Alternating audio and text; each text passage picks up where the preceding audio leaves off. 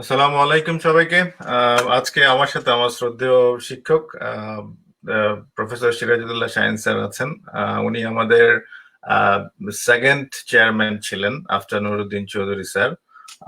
এবং সবচেয়ে যেটা স্যারের যে জিনিসটা আমার কাছে ব্যক্তিগতভাবে অ্যাট্রাক্ট করতো এবং আমাদের সাথে অনেকেরই অ্যাট্রাক্ট করতো, স্যারের স্মার্টনেস এবং স্যার আপ টু ডেট থাকার যে প্রচেষ্টা ছিল।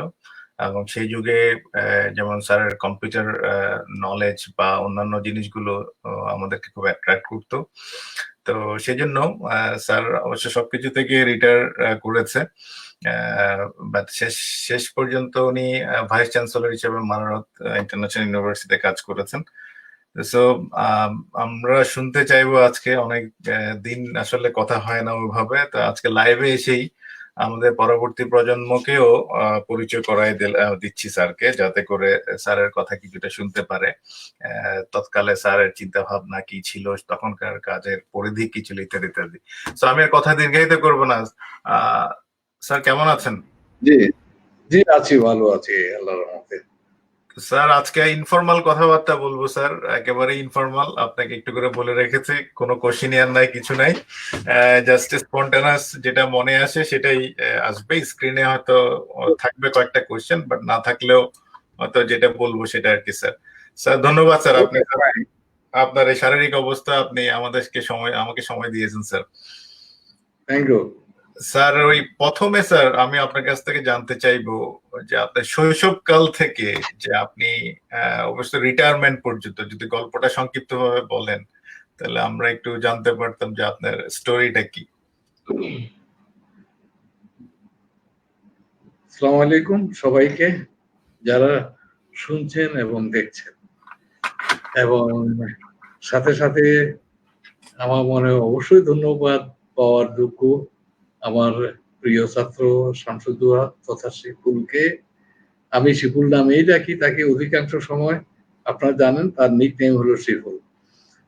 শিপুলকে ধন্যবাদ এরকম একটা ইভেন্ট অ্যারেঞ্জ করার জন্য। শামসুদ্দোহা শিপুল যে প্রশ্ন করেছেন শৈশব থেকে এ পর্যন্ত, এ তো অনেক বিস্তৃত, অনেক অনেক বেশি বিস্তৃত। এনিওয়ে আমি চেষ্টা করব অল্প এই বিস্তৃত জিনিসটাকে ছোট্ট করে উপস্থাপন করার জন্য। প্রথমত প্রাইমারি স্কুলেই ধরি, যখন একদম অল্প বয়সে, যখন সত্যি কথা বলতে কি কি আমাদের তখনকার সমাজ ব্যবস্থা, সমাজ পরিবেশ যেরকম ছিল, আমি গ্রামের ছেলে, গ্রামেই ছিলাম।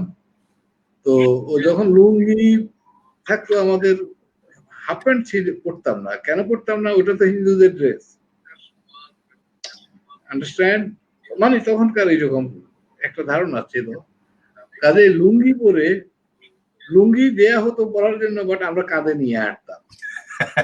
ওই বয়সের কথা বলছি, আমি বয়সটা বোঝানোর জন্য বলছি। ওই বয়সে আমি নিজে স্কুল আরম্ভ করেছি, এবং স্কুলে যাওয়ার জন্য, কারণ আমার বড় ছিল, ভাই ছিল, ভাতিজা ছিল, আমার বড় সিনিয়র, তারা স্কুলে যেত। আমার কাছে ভীষণ অ্যাট্রাকটিভ, ভীষণ মজা মনে হতো স্কুলে আসা এবং যাওয়াটা। আর সবচেয়ে বড় কথা হলো ওই স্কুলের যে স্কুল আমাদের ছিল, ওই স্কুলের হেডমাস্টার ছিলেন আমাদের আমাদের বাড়িতে থাকতেন আর কি। আমাদের তখনকার দিনে ওনার বাড়ি দূরে ছিল, তো আমাদের থাকতেন, সন্ধ্যায় আমাদেরকে নিয়ে পড়াতে বসতেন। তো এনিওয়ে, ওই উঠোনের ঘরের সামনে উঠোনের ধুলোর বোধহয় খুব বেশি বাকি নেই, সবগুলোই গায়ে মাখিয়ে তারপরে বাবা মাকে ওই অল্প বয়সে স্কুলে যাওয়ার জন্য রাজি করিয়েছি। ওনারা পারমিশন দিলেন, আমি স্কুলে গেলাম। সেই যে আরম্ভ, তো আরম্ভ। এবং এখানে বলে রাখি আপনাদের, স্কুলে গেছি, আমার ওই হেডমাস্টার সাহেব আমাকে, যিনি আমাদের বাড়িতে থাকতেন, আমাদের পরিবারেরও একজন সদস্যর মতোই ছিলেন। উনি প্রায় বলতেন, মানুষের থাকে 2 চুঙ্গা বুদ্ধি, তোর আছে 7 চুঙ্গা বুদ্ধি, তুই পারবি। উনি কি দেখে কি বুঝে এইসব বলতেন কথাবার্তা, বাট মনে আছে আমার এই সমস্ত কথা বলতেন আর কি। তো এনিওয়ে, স্কুল আরম্ভ করেছি। আরম্ভ করেছি তো করেছি, বাইরের সাথে আসা যাওয়া করতাম, ভীষণ এনজয় করতাম আমি। এবং এখানে বলে রাখি, আমি আমার প্রাইমারি, পরবর্তীতে হাই স্কুল ক্লাস 10 পর্যন্ত, প্রাইমারি ক্লাস 1 টু ক্লাস 10 আমি কোনো পরীক্ষায় কোনো সময় দ্বিতীয় নাম্বারে পাশ করিনি, মাশাআল্লাহ। সবসময় আমি 1 নাম্বারে ছিলাম। তো সবচেয়ে মজার ব্যাপার হলো আমার সাথে আর সেকেন্ড বয়ে, বিশেষ করে হাই স্কুলে, প্রাইমারিতে এইসব বোঝা যায়নি। হাই স্কুলে যখন গেলাম অনেক ছাত্রছাত্রী, প্রায় অ্যাবাউট 180 মতো তো হবে। এতজন স্টুডেন্টের মধ্যে 1 নাম্বার হওয়া, ফার্স্ট হওয়া, এবং ফার্স্ট এবং সেকেন্ডের সাথে ডিফারেন্স হয়ে যেত মার্কসের প্রায় 100, নিয়ার অ্যাবাউট 100 মার্কস টোটালি বলছি। কিন্তু অঙ্কে পেতাম আমি কোনো রকমে পাশ করতাম আর কি, 36 আর 38 বা 40 পেয়ে কোনো রকমে পাশ করতাম। যখন ক্লাস 10 এ উঠলাম, ওই ক্লাস 10 পর্যন্ত এইভাবে আমি কিন্তু কাটিয়েছি। 1 নাম্বারে পাশ করতাম ঠিকই সব পরীক্ষায়, কিন্তু অঙ্কে এই অবস্থা। তখন আমার হেডমাস্টার খুবই উপযুক্ত একজন লোক ছিলেন। উনি আমাকে আমার সংলগ্ন প্রাইমারি স্কুলের যিনি অঙ্ক করাতেন, উনার হাতে তুলে দিলেন। একদিন উনাকে ডেকে বললেন যে এই ছেলেটাকে দেখো, এ সর্বনাশ করবে আমাদের। কি সর্বনাশ? বলছে তো স্ট্যান্ড করবেই, কিন্তু শুধুমাত্র এখানে তার সমস্যা। এনিওয়ে আমি তো, উনি কি মন্ত্র দিলেন, কি করলেন, তখনকার টিচাররা আসলে মন্ত্র জানতেন। এরপরে আমি অঙ্কতে এত বেশি ডিভোটেড হয়ে গেলাম, অঙ্কই সবচাইতে আমার সবচেয়ে মজার প্রিয় বিষয় ছিল অঙ্কই। এবং বোর্ড ফাইনালে আমি অঙ্কে লেটার মার্কস মিস করেছি, তাও আমার নিজের খামখেয়ালির কারণে। আমি 78 পেয়েছি, 2টা নাম্বার মিস করেছি শুধুমাত্র আমার নিজের খামখেয়ালির কারণে। কারণ একটা অঙ্ক নিয়ে আমি আধা ঘন্টা কাটিয়েছি এই কারণে, এটা হতেই হবে, এরকম একটা জ্যাদ। এনিওয়ে, ওইসব তো গেল। প্রাইমারি পাস করে হাই স্কুলে আসলাম। প্রাইমারিতে আমরা ছাত্র নেহায়েত কম ছিলাম, হাই স্কুলে এসে অনেক, প্রায় আগেই বলেছি প্রায় 100-এর মধ্যে ইনশাল্লাহ কোনো সময় আমি সেকেন্ড হইনি, পাস করে বেরিয়ে এসেছি। এবং সর্বশেষ in the year 1967 SSC pass করলাম আমি, এবং এসএসসিতে একটা মেরিট লিস্টের জায়গাও পেয়েছি। তখন তো মেরিট লিস্ট এর চাইতে গুরুত্বপূর্ণ ছিল ফার্স্ট ডিভিশন পাওয়াটা, কারণ ফার্স্ট ডিভিশনে হয়তো 20 জন হয় নাই, কারণ মেরিট লিস্টে তো অটোমেটিক আসবে, ওই রকম ব্যাপার ছিল। বাট এনিওয়ে আমি একটা জায়গা পেয়েছি। পরবর্তীতে ওখান থেকে চলে আসলাম, গ্রাম ছেড়ে চলে আসলাম চিটং কমার্স কলেজ। তখনকার কমার্স কলেজের অবস্থা বোধহয় শিবুলের একটুখানি আইডিয়া আছে হয়তোবা, বা অনেকের আইডিয়া আছে। যেমন আমাদের আগেরকার পূর্বেকার ব্যাচ, সেখানে বোর্ডে স্ট্যান্ড করতো 20 জন, তার মধ্যে এইচএসসি তে আমাদের কলেজ থেকে, এই কমার্স কলেজ থেকে স্ট্যান্ড করেছিল 19 জন out of 2019 from commerce college. সেই কলেজে ভর্তি হলাম যখন, এবং সেই কলেজে আমাদের ব্যাচ অত ভালো করতে না পারলেও 16 বা 17 জন বোধহয় স্ট্যান্ড করেছিল। তো তার মধ্যে আমিও ছিলাম, আমি ছিলাম প্রথম দিকেই ছিলাম ইনশাল্লাহ। তো কাজে এসএসসি এইচএসসি দুটোতেই মেরিট লিস্টে পজিশন ছিল, মেরিট স্কলারশিপ ছিল, সবকিছুই ছিল। এরপরে তো কমার্স কলেজে, তখন ইউনিভার্সিটি কিন্তু মাত্র আরম্ভ করেছে। আমরা যখন এসএসসি পাস করলাম তখন ইউনিভার্সিটি কিন্তু আরম্ভ করেনি। আমরা অনার্সে ভর্তি হলাম কমার্স কলেজেই। কমার্স কলেজের অনার্স বলে, কলেজের অনার্স বলে আমাদের মনে যে একটা ধারণা আছে, না, তখন ওই রকম ছিল না। তখন কমার্স কলেজ ছিল আন্ডার ঢাকা ইউনিভার্সিটি, এবং ঢাকা ইউনিভার্সিটির সাথে কমার্স কলেজ রীতিমতো প্রতিদ্বন্দ্বী ছিল। প্রতিদ্বন্দ্বী কিরকম, কোনো বছর যদি কমার্স কলেজ ফার্স্ট পজিশন পেত, ঢাকা ইউনিভার্সিটি হতো সেকেন্ড। কোন সময় ঢাকা ইউনিভার্সিটি ফার্স্ট হলে কমার্স কলেজ হতো সেকেন্ড ইন অনার্স রেজাল্ট। আমি সেই সময়কার কথা বলছি, যেমন আমাদের সময়কার, আমার সময়কার তখন শহীদুদ্দিন মাহমুদ ছিলেন যিনি পরবর্তী ঢাকা ইউনিভার্সিটি ট্রেজারার, ভিসি হলেন, ইত্যাদি ইত্যাদি। আর পুরো বাংলাদেশে তো বলা যায় আসলে কমার্স কলেজ, বাংলাদেশের ফ্যাকাল্টির, কমার্স ফ্যাকাল্টির লোকজন বলা যায় আপনার কমার্স ফ্যাকাল্টি, কমার্স কলেজের product in some way or other, তাই না? জি স্যার। সরি। না স্যার, ঠিক আছে স্যার। তো আমি এনিওয়ে কমার্স কলেজ থেকে অনার্স পাস করলাম। বলে রাখি এখানে, অনার্সে কিন্তু আমাদের দুর্ভাগ্য, যে ব্যাচের 16 বা 17 জন স্ট্যান্ড করেছিল সেই ব্যাচের একজনও ফার্স্ট ক্লাস পাইনি, নাম গ্যাট ফার্স্ট ক্লাস ইন অনার্স। কাজে আমিও সেকেন্ড ক্লাস। গেলাম ইউনিভার্সিটিতে মাস্টার্স ফাইনাল ইন ম্যানেজমেন্ট পড়ার জন্য। তখন মার্কেটিং ছিল না, বলে রাখি। তখন মার্কেটিং অ্যাজ কি বলবো, একটা সেকশন ওই রকম ছিল না। ওখানে ফার্স্ট ক্লাস পেয়েছি এবং ভালো রেজাল্ট করেছি। তারপরে ইউনিভার্সিটি জয়েন করলাম। ইউনিভার্সিটি জয়েন করার আমার ব্যাপারটা ওটা আরো চিত্তাকর্ষক, আরো চমকপ্রদ একটা ঘটনা। আমি আমাদের রেজাল্ট হওয়ার আগে জুট মিলস কর্পোরেশন, তখনকার সম্ভবত ইত্তেফাক দেখে আমি একটা জুট মিলস কর্পোরেশন, তারা ডেপুটি ম্যানেজার শিপিং চেয়েছে। আমি অ্যাপ্লাই করলাম, দেখি কি হয়, মানে জাস্ট মার্কেটেবিলিটি টেস্ট করার জন্য, আর কিছু না। তো যখন অ্যাপ্লাই করলাম, কয়েকদিন পরে দেখি যে টেলিগ্রাম এসে গেছে আমার কাছে। কয়েকদিন, জাস্ট অ্যাপ্লাই করার কয়েকদিন, টেলিগ্রাম এসে গেছে, তুমি আসো, অ্যাটেন্ড দ্য ইন্টারভিউ। গেলাম ঢাকাতে, আসলাম, এসে দেখি সেখানে রথি, সেক্রেটারি, কর্পোরেশনের চেয়ারম্যান সবাই আছেন, এবং সবাই বললেন যে দেখো অ্যাপ্লাই করেছে তো অনেক, আমরা নেব শুধুমাত্র তোমরা যারা আছো, তোমরা যাদেরকে ডেকেছিলাম, আমরা শুধুমাত্র তোমাদেরকে নেওয়ার জন্যই ডেকেছি, খোলাখুলি। এবং এই 200 জনের, সরি 200 জন বলছি আমি, মোট অ্যাপ্লাই করেছিল 200 জন, তার মধ্যে ডেকেছে 8 জনকে, সরি, আই এম সরি, 8 জনকে একসাথে ইন্টারভিউতে ডেকেছে। একসাথে রুমে ঢুকলাম, ঢুকে 8 জনকে একসাথে বলতেছে যে তোমরা যদি জয়েন করতে চাও জয়েন করতে পারো, আমরা তোমাদেরকে জয়েন করার জন্য ডেকেছি, এবং তোমাদের দিক থেকে কিছু যদি কি বলার থাকে বলো। তো আমি নিজে তখন তো ইনোসেন্ট ছিলাম, আমরা ভীষণ ইনোসেন্ট ছিলাম, যদিও মাস্টার্স পাস করেছি, বাট আমাদের সাথে বুঝে দুনিয়ার খোঁজ খবর রাখে ওই রকম চালাক চতুর লোকও ছিল, এবং তারা এখনো আছে।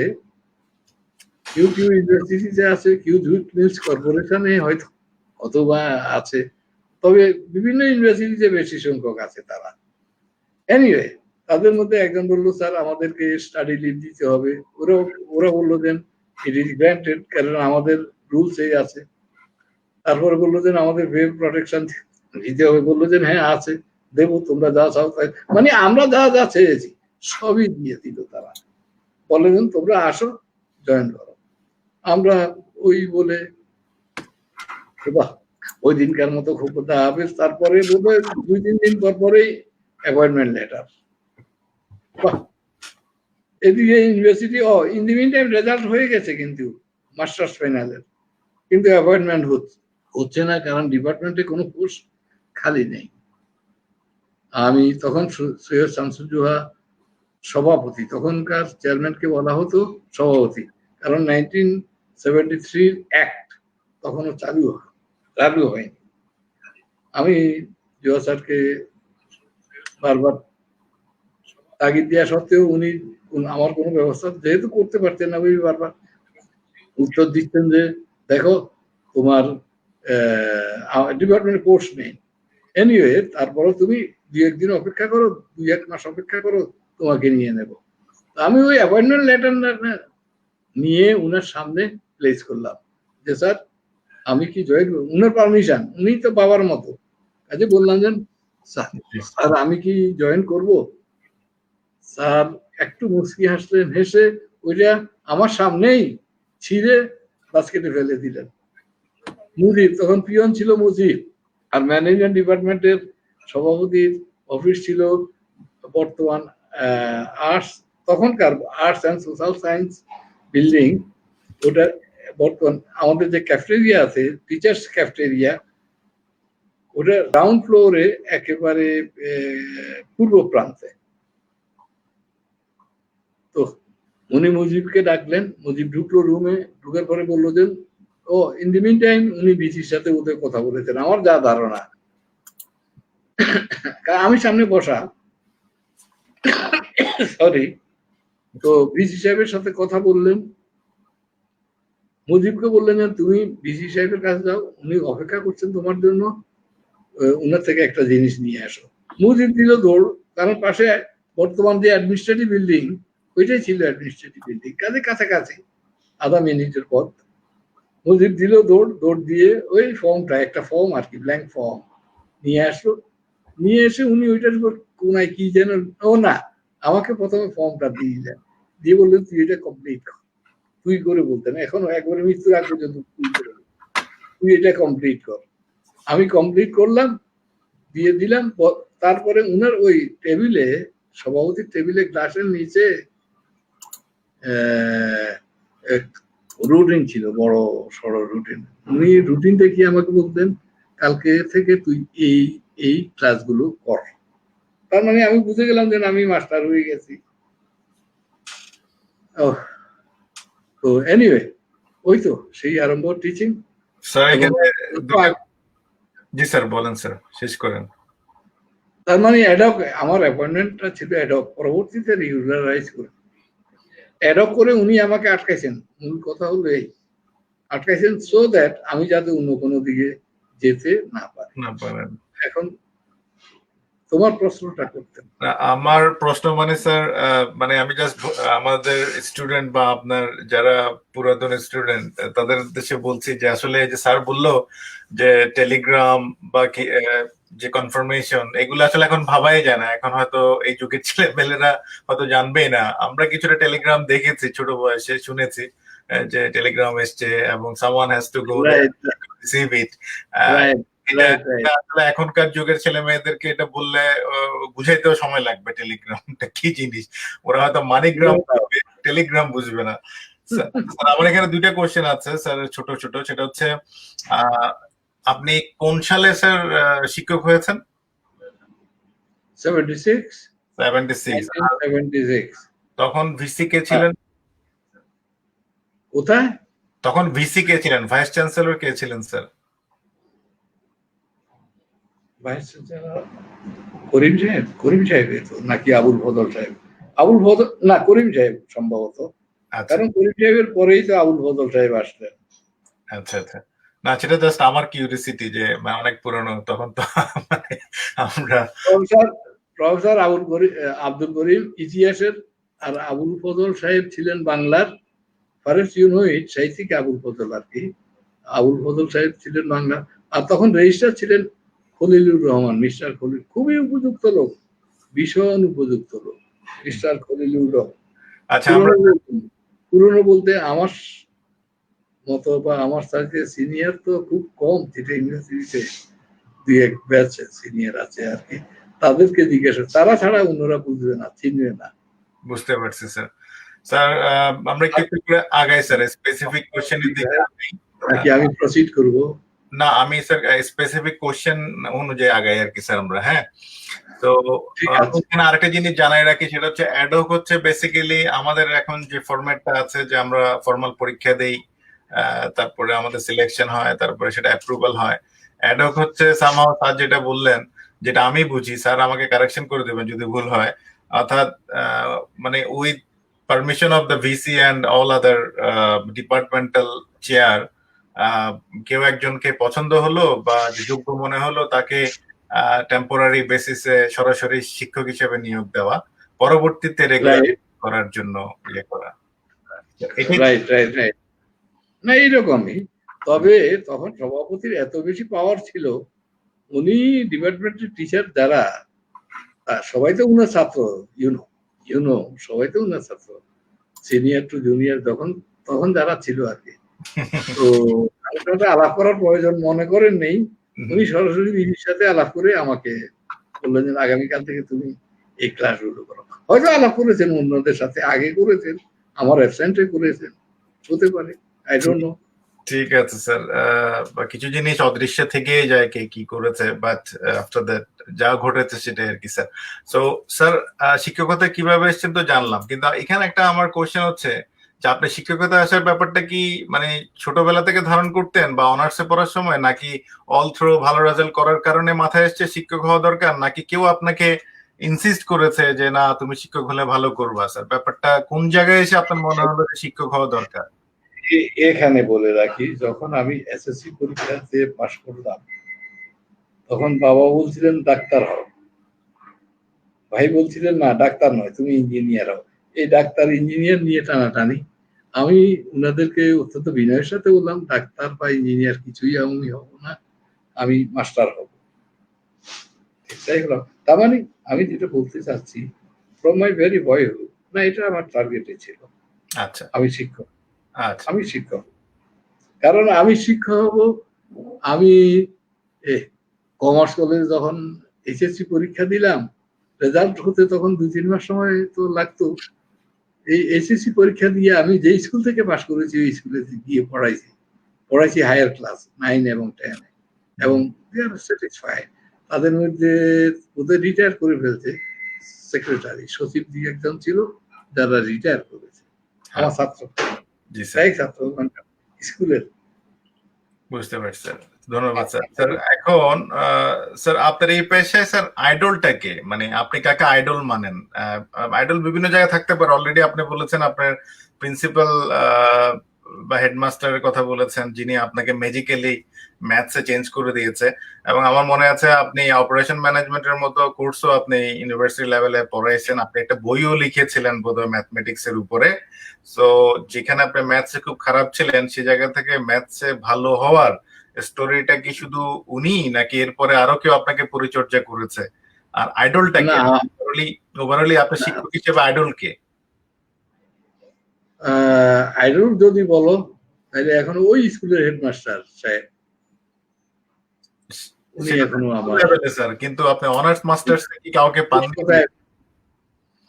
উনি মরহুম আর কি, মরহুম।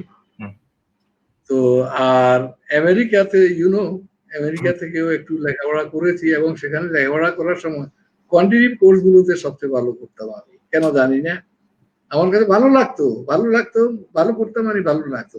তবে এখানে একটা জিনিস পরিষ্কার হওয়া দরকার, যেমন management science, that is operation research management science, এই টাইপের যে কোয়ান্টিটিভ কোর্স গুলো আছে এগুলোকে ম্যাথ বলা কি ঠিক হবে?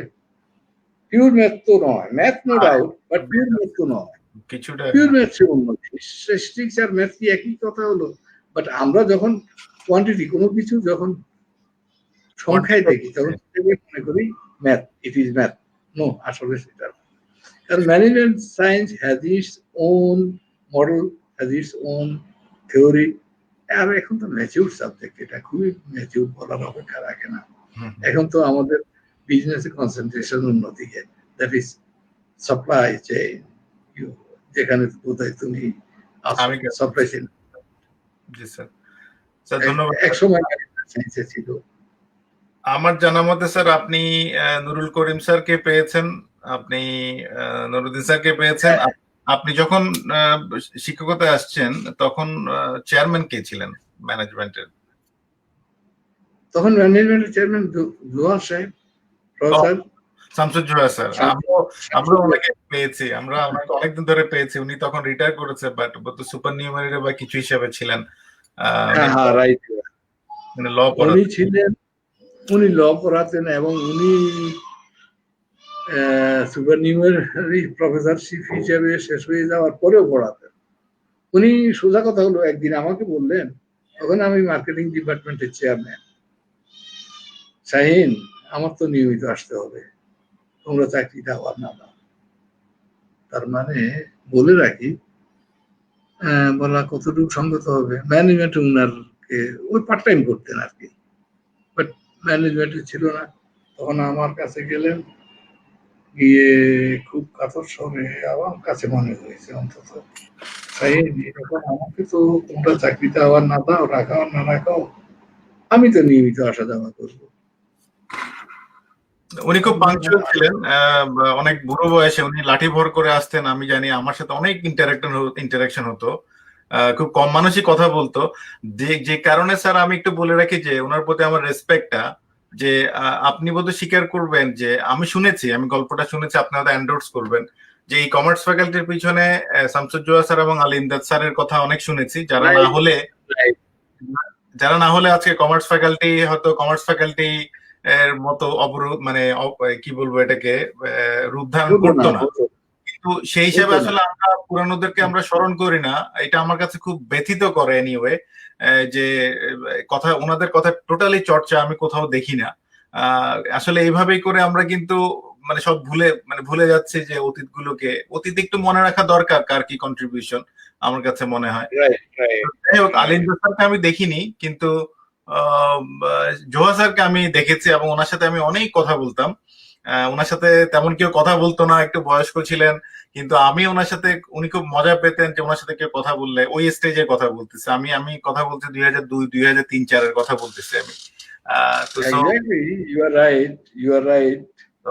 তখন ওনার কাছ থেকে অনেক কথা শুনতাম আমি, এবং উনি তখনও খুব বোল্ড ধীর চিত্তে কথা বলতেন, যেটা আমাকে খুব অ্যাট্রাক্ট করতো যে ওই বয়সে মানে লাঠি একটা হাতে করে আসছেন, বাট স্টিল 5 তলায় উঠতেন, ল ক্লাস নিতেন। তখন লিফট ছিল না স্যার, আমি এটাও বলে রাখতেছি, আজকের জেনারেশন হয়তো জানে না যে অনেকের কত কত কন্ট্রিবিউশন আছে। যে আমরা তো ইয়াং ছিলাম, 5 তলায় আমরা উঠতাম, কিন্তু উনি 5 তলায় উঠতো আস্তে আস্তে করে। একদিন আমার সাথে দেখা হলো সিঁড়িতে, উনি বললো যে বাবা তুমি আমার পিছনে দাঁড়ালে তো তোমার 10 মিনিট নষ্ট হয়ে যাবে, তা আমি আস্তে আস্তে উঠি, তুমি আমাকে ওভারটেক করে যাও, তোমার এখন ওভারটেক করার বয়স। তো সো মানে এগুলো আসলে এই কথাগুলো থেকেও অনেক কিছু শিখার আছে, যে আসলে মানে এই যে একটা মানে আদর করা বা মায়া করা সিনিয়র হিসাবে, এই জিনিসগুলো এখন অ্যাবসেন্ট স্যার। মানে এখন সবকিছু কেমন জানি ফেব্রিকেটেড হয়ে গেছে, টু ভেরি ফ্র্যাঙ্কলি বলতে দ্বিধা লাগে না স্যার এখন। তো যাই হোক স্যার, আমরা দোয়া শুনো, যখন এই বর্তমান যে faculty building, business faculty building বর্তমানটার কথা বলছি, এটা নিয়ে কত রকমের যে কত কিছু, এটা বলতে গেলে তো আমার 2-4 ঘন্টা সময় লেগে যাবে। শুধু সংক্ষেপে 2-1 লাইন কথা বলি। এটা যখন হচ্ছিল, বিল্ডিং তো করতেছে ইঞ্জিনিয়াররা, কিন্তু রিকোয়ারমেন্টটা অনুযায়ী হচ্ছে কিনা সেটা দেখাশোনার দায়িত্বের জন্য একটা সাব কমিটি ছিল, ছোট্ট sub committee consisting of 3 members, ম্যানেজমেন্টের চেয়ারম্যান, অ্যাকাউন্টিং এর চেয়ারম্যান ও মার্কেটিং তখন হয়ে গেছে না 5 member, sorry, all the chairmen of the department, and আমি চেয়ারম্যান না হলেও কিন্তু তখন চেয়ারম্যান মানে ওই কমিটিতে ছিলাম, আমি ছিলাম এই কারণে চৌধুরী সাহেব ছিলেন তখন ডিন হিসেবে ফ্যাকাল্টিতে।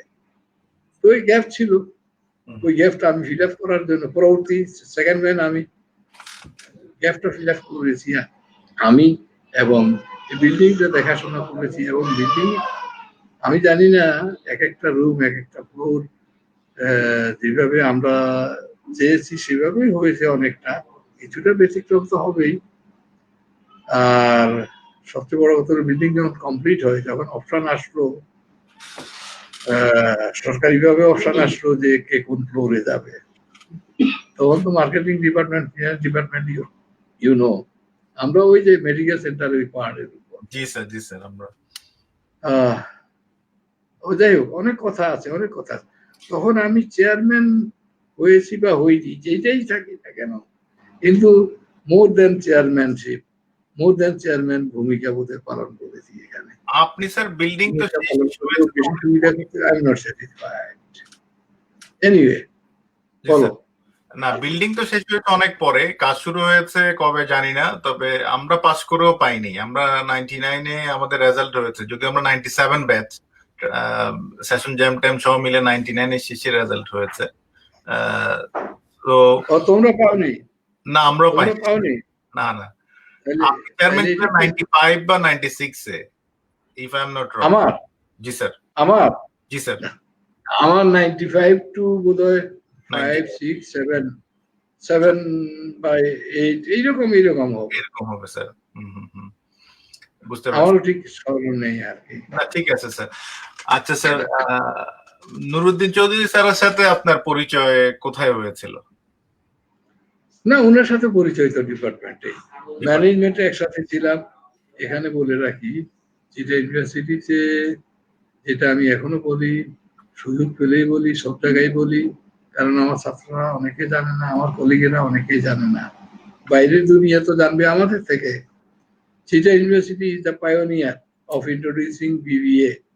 এই যে BCom, honours, MCom, preliminary, masters, final, এগুলোকে বঙ্গোপসাগরে ফেলে দিয়ে বিবিএ এবং এমবিএ চালু করার পিছনে তখন মূল যে ব্যক্তি নেতৃত্ব দিয়েছিলেন তিনি হলেন প্রফেসর মান্নান। উনি তখন ডিন ছিলেন এবং এলং উইথ প্রফেসর মান্নান ওনার পাশে আমরা ছিলাম। আমরা মানে অনেক বেশি নয়, সংখ্যা বলতে 3-4 জন, 2-3 জন, তার মধ্যে আমি একজন। কারণ মাত্র আমেরিকা থেকে তখন মাত্র ফিরেছি, লেখাপড়া শেষ করে, দ্যাট ইজ আমেরিকার গন্ধটা তখনও গায়ে ছিল।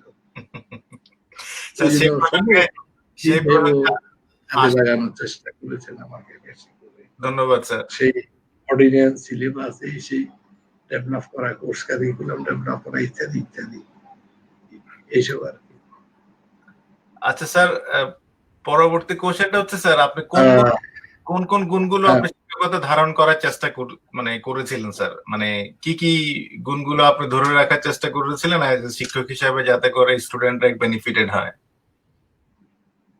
না, গুণ যদি বলো, আসলে আমার তেমন কোনো গুণ নেই। সাধারণ সাদামাটা একজন এবং সাদা মনের মানুষ। সবচেয়ে বড় কোয়ালিটি হলো আমি সাদা মন। আমার ভিতরে যা বাইরেও তাই, বাইরে যা ভিতরেও তাই।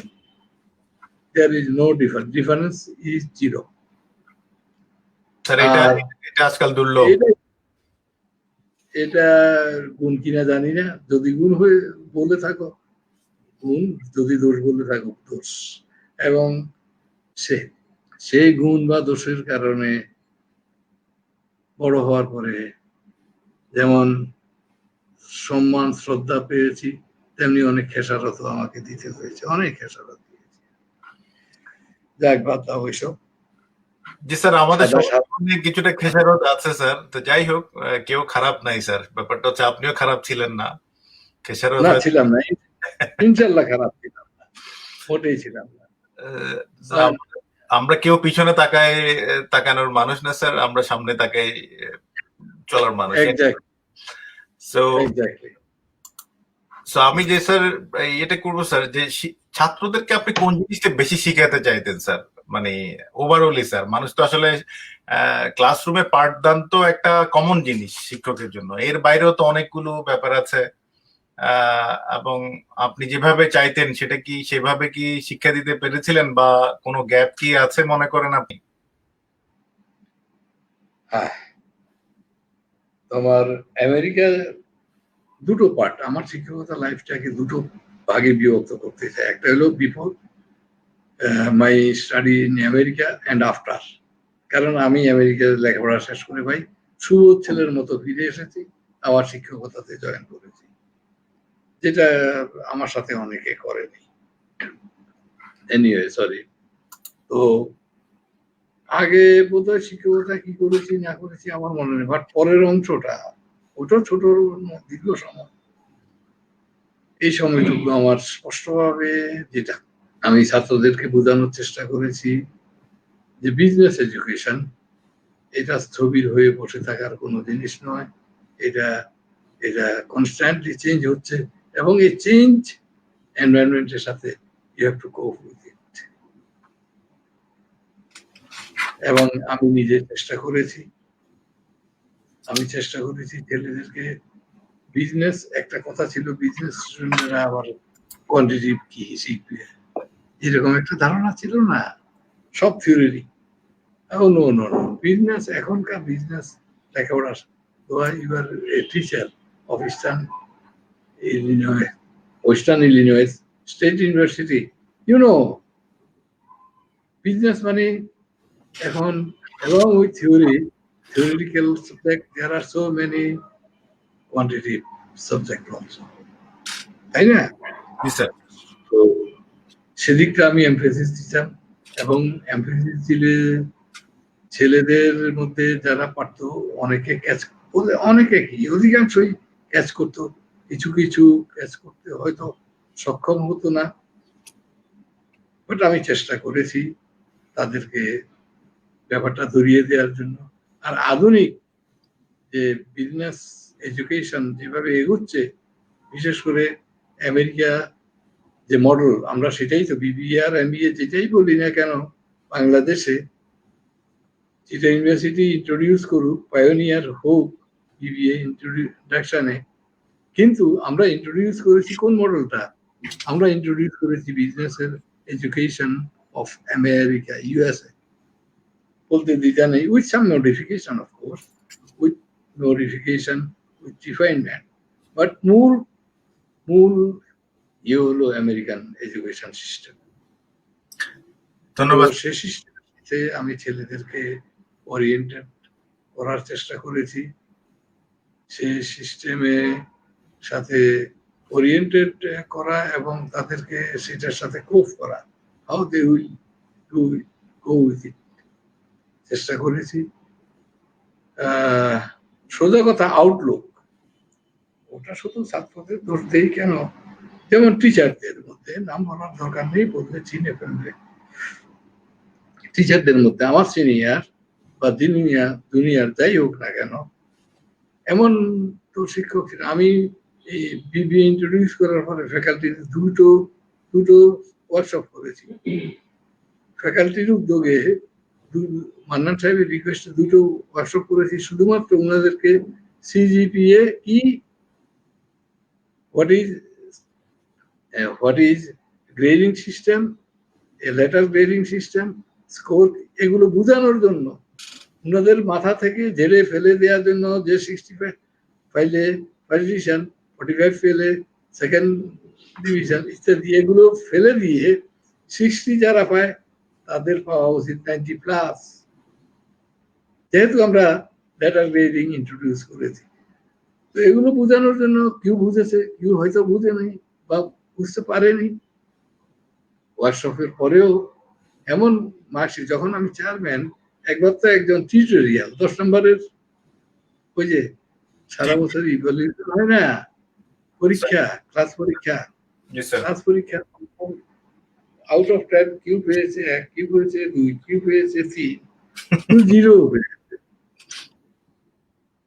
এটা দেখে ওই টিচার যখন আমার কাছে সাবমিট করলো, এটা দেখে আমি ছিঁড়ে ফেলে দিলাম মার্কশিটটা, আমার আর বরদাস্ত হচ্ছিল না, ছিঁড়ে ফেলে দিলাম। ফেলে আমার দুনিয়ার ভাগ্যক্রমে সে ব্যক্তি ফেলে দিয়ে অন্য সবাইকে বাইর করে দিলাম রুম থেকে, চেয়ারম্যানের রুম থেকে, তাকে বসালাম, বসো, প্রথমে বুঝালাম, বোঝানোর পরে সে বুঝতে পারলো এটা আমি বোধহয় কনভিন্স না, দিলাম 2 গালে 2 থাপ্পড়, এই বেটা 1 দিশত কোন খেয়ালে, 2 দিশত কোন খেয়ালে, বা 5 দিশত কোন খেয়ালে, 5-এর জায়গায় তুই দিবি 8 অথবা 9, 0-এর জায়গায় দিবি অ্যাটলিস্ট 5 মার্ক, বুঝছো তো? তো এইভাবে করতে হয়েছে, অনেক স্ট্রাগল করতে হয়েছে, ইনিশিয়াল অনেক স্ট্রাগল করেছে। বাট আমরা কি পেয়েছিলাম তোমাকে বলি, ম্যানেজমেন্ট ডিপার্টমেন্টে যখন ছিলাম, তখন তো বিবিএ তো ইন্ট্রোডিউস করেছি আমরা 3 years BBA, 3 years BBA honours. Sir আমরা 3 ইয়ার্স অনার্স, মাঝখানে ব্র্যাকেটে আগের মতো অনার্স ছিল। এটা করেছে কারা বলে রাখি, এটা করেছে আমাদের ইউনিভার্সিটির একাডেমিক কাউন্সিল। আর ইউনিভার্সিটি একাডেমিক কাউন্সিল তুমি তো জানোই কারা, সোজা কথা কমার্স ফ্যাকাল্টি ছাড়া, কমার্স ফ্যাকাল্টিরও সবাই নয়, অধিকাংশ শিক্ষক, সিনিয়র শিক্ষকে বৈরী ছিল, বিবিএ এমবিএ এর বিরুদ্ধে ছিল। তবুও মান্নান সাহেব ভাগ্যবালা, উনি খুব শক্তভাবে ধরেছিলেন ব্যাপারটাকে, পরবর্তীতে উনি ভিসি হলেন। এটা আরো প্লাস পয়েন্ট হলো আমাদের, বুঝছো তো? তো যার কারণে আমরা ওই যাত্রায় পার পেয়ে গেছি আর কি, না পার পেতে খুব কষ্ট হতো আমাদের। তো এখনকার ছেলে মেয়েরা বা তোমরা ইভেন বোধহয় এই সমস্ত ইতিহাস জানো না। আমরা আচ্ছা জানি স্যার, Anyway, স্যার আমরা জানি এই জন্য স্যার আমরা 3 ইয়ার্স অনার বলছিলাম ভুলে গেছি। স্যার আমরা 3 ইয়ার্স ধরিয়ে দিতে হবে। না ঠিক আছে স্যার, আমি যেটা বলছি স্যার আমরা 3 ইয়ার্স অনার্স আমরা এটা নিয়ে সাফার করেছি, কারণ 4 years between 3 years and 4 years এর মধ্যে একটা ঝামেলা আছে, টোটাল 16 ইয়ার্স থাকে। যারা বাইরে পড়ালেখা করতে যায় সেখানে একটু ঝামেলা ফেস করতে হয়, যে তারা অবাক হয়ে যায় যে হোয়াট ইজ 3 ইয়ার্স।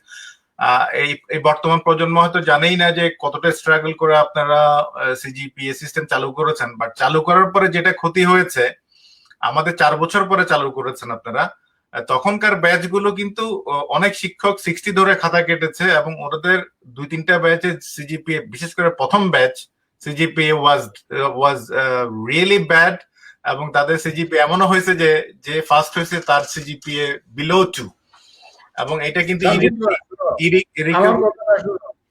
আমার first batch, that is management BBA first batch, তাদের কথাটা বলি।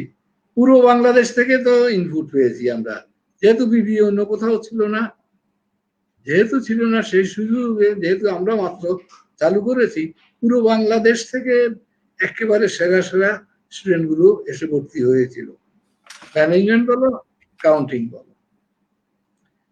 এবং সৌভাগ্যবশত ম্যানেজমেন্ট ডিপার্টমেন্ট ছাড়ার আগে আমি থার্ড ইয়ার ম্যানেজমেন্ট, মানে ওদের শেষে আর কি, ফার্স্ট ইয়ারে যারা ভর্তি হয়েছিল, থার্ড ইয়ারে যখন গেল ওদের ফাইনাল পরীক্ষা প্রতি ইয়ারে একজন করে চেয়ারম্যান থাকে, এক্সাম কমিটির চেয়ারম্যান।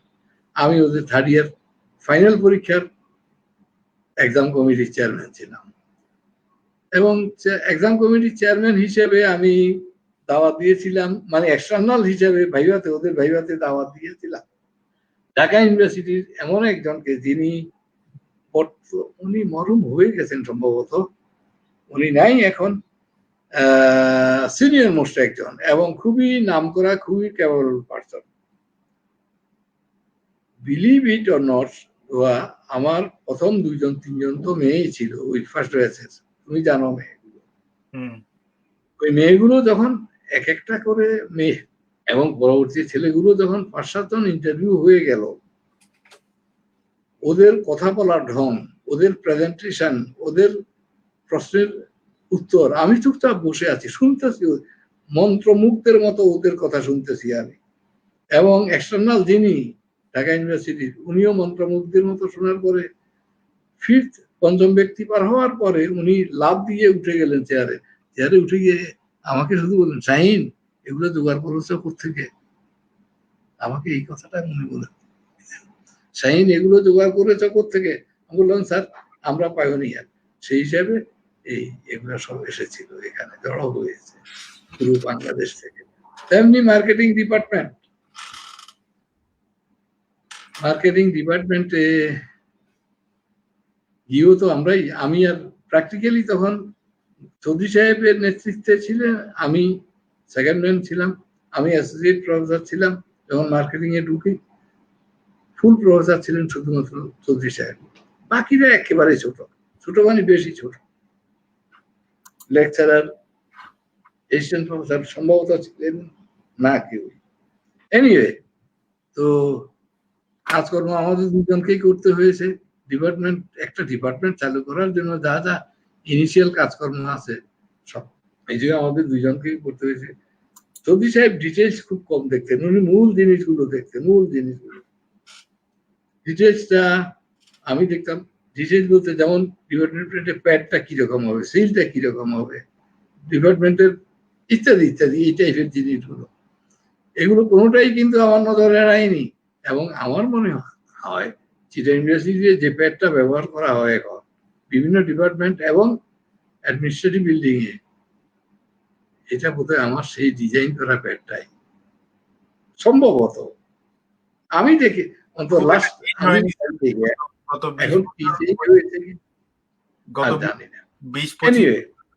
এগুলো করেছি আর কি।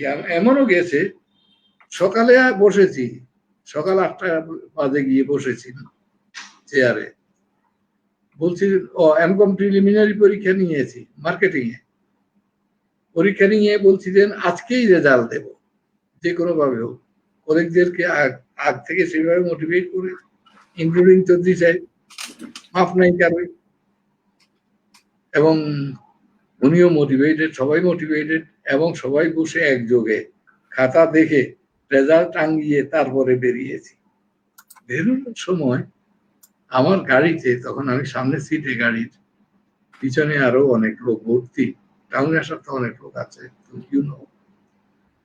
যখন টাউনে ঢুকছেই, ঢুকার মুখে সবকিছু দুইটা দুইটা, বাতি দুইটা, এই দুইটা দুইটা মনে হলো। তার মানে আমার আইতে কি বলে, এটাকে কি বলে জানি না ডাক্তারি ভাষায়।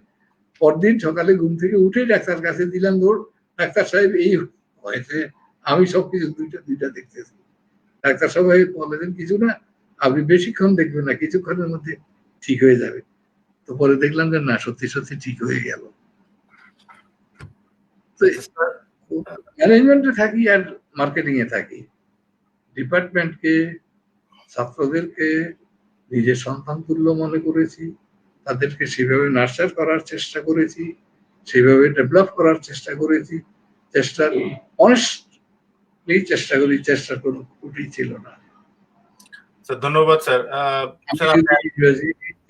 ডিভোটেড না হয়ে, ইউনো, বলতে টিচার তো নেই, থাকার কথা তখন নয়, সেটা এডিশনাল কোয়ালিটি।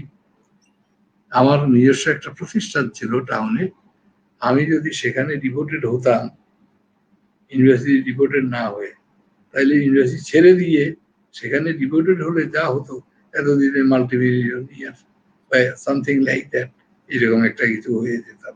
কারণ বাংলাদেশে প্রথম প্রস্তাব অফশোর 350 বা 450 এরকম টার্মিনাল বলছিলেন, আমরা সাপ্লাই করব ইংল্যান্ড থেকে। একটা প্রস্তাব আসছিল আমার কাছে, আমরা টার্মিনাল দেবো, তুমি শুধু জনবল দিবে আর ম্যানেজ করবা, পারবা কিনা দেখো। আমি স্ট্রেট ফরওয়ার্ড না করে দিয়েছি, কারণ ওইটাতে করার অর্থ হলো আমার পুরো সময় এনার্জিটা ওখানে দিয়ে দেয়া, ইউনিভার্সিটি আর কিছু ভাবতে না। এই ভয়ে আমি ওইটা ওকে না করেছি, কারণ I want to be a teacher. আমার লালিত, আদম্য লালিত যে স্বপ্ন, সেটা কোনোভাবে ব্যাঘাত হোক, এটা আমি চাইনি বলেই সেটা আমি এরকম লুক্রেটিভ একটা প্রস্তাব আমি কিন্তু দিয়ে করেছি। স্যার ধন্যবাদ স্যার। আমার পরবর্তী প্রশ্নটা হচ্ছে, আপনি আমেরিকায় পড়ালেখা করছেন এবং আমেরিকা সম্বন্ধে আমরা কথা বলেছি অনেক কিছু। তো এখনো তো অনেক গ্যাপ আমেরিকায় যে লেখাপড়া হচ্ছে, আমরা আমেরিকান মডেলটা ফলো করি। আমি শ্রোতাদেরকে জাস্ট জানিয়ে রাখছি, আমরা যে বিবিএ ফ্যাকাল্টিতে যে কোর্স ডিজাইন করেছি বা যে বইপত্র ফলো করি, মোস্টলি আমেরিকান।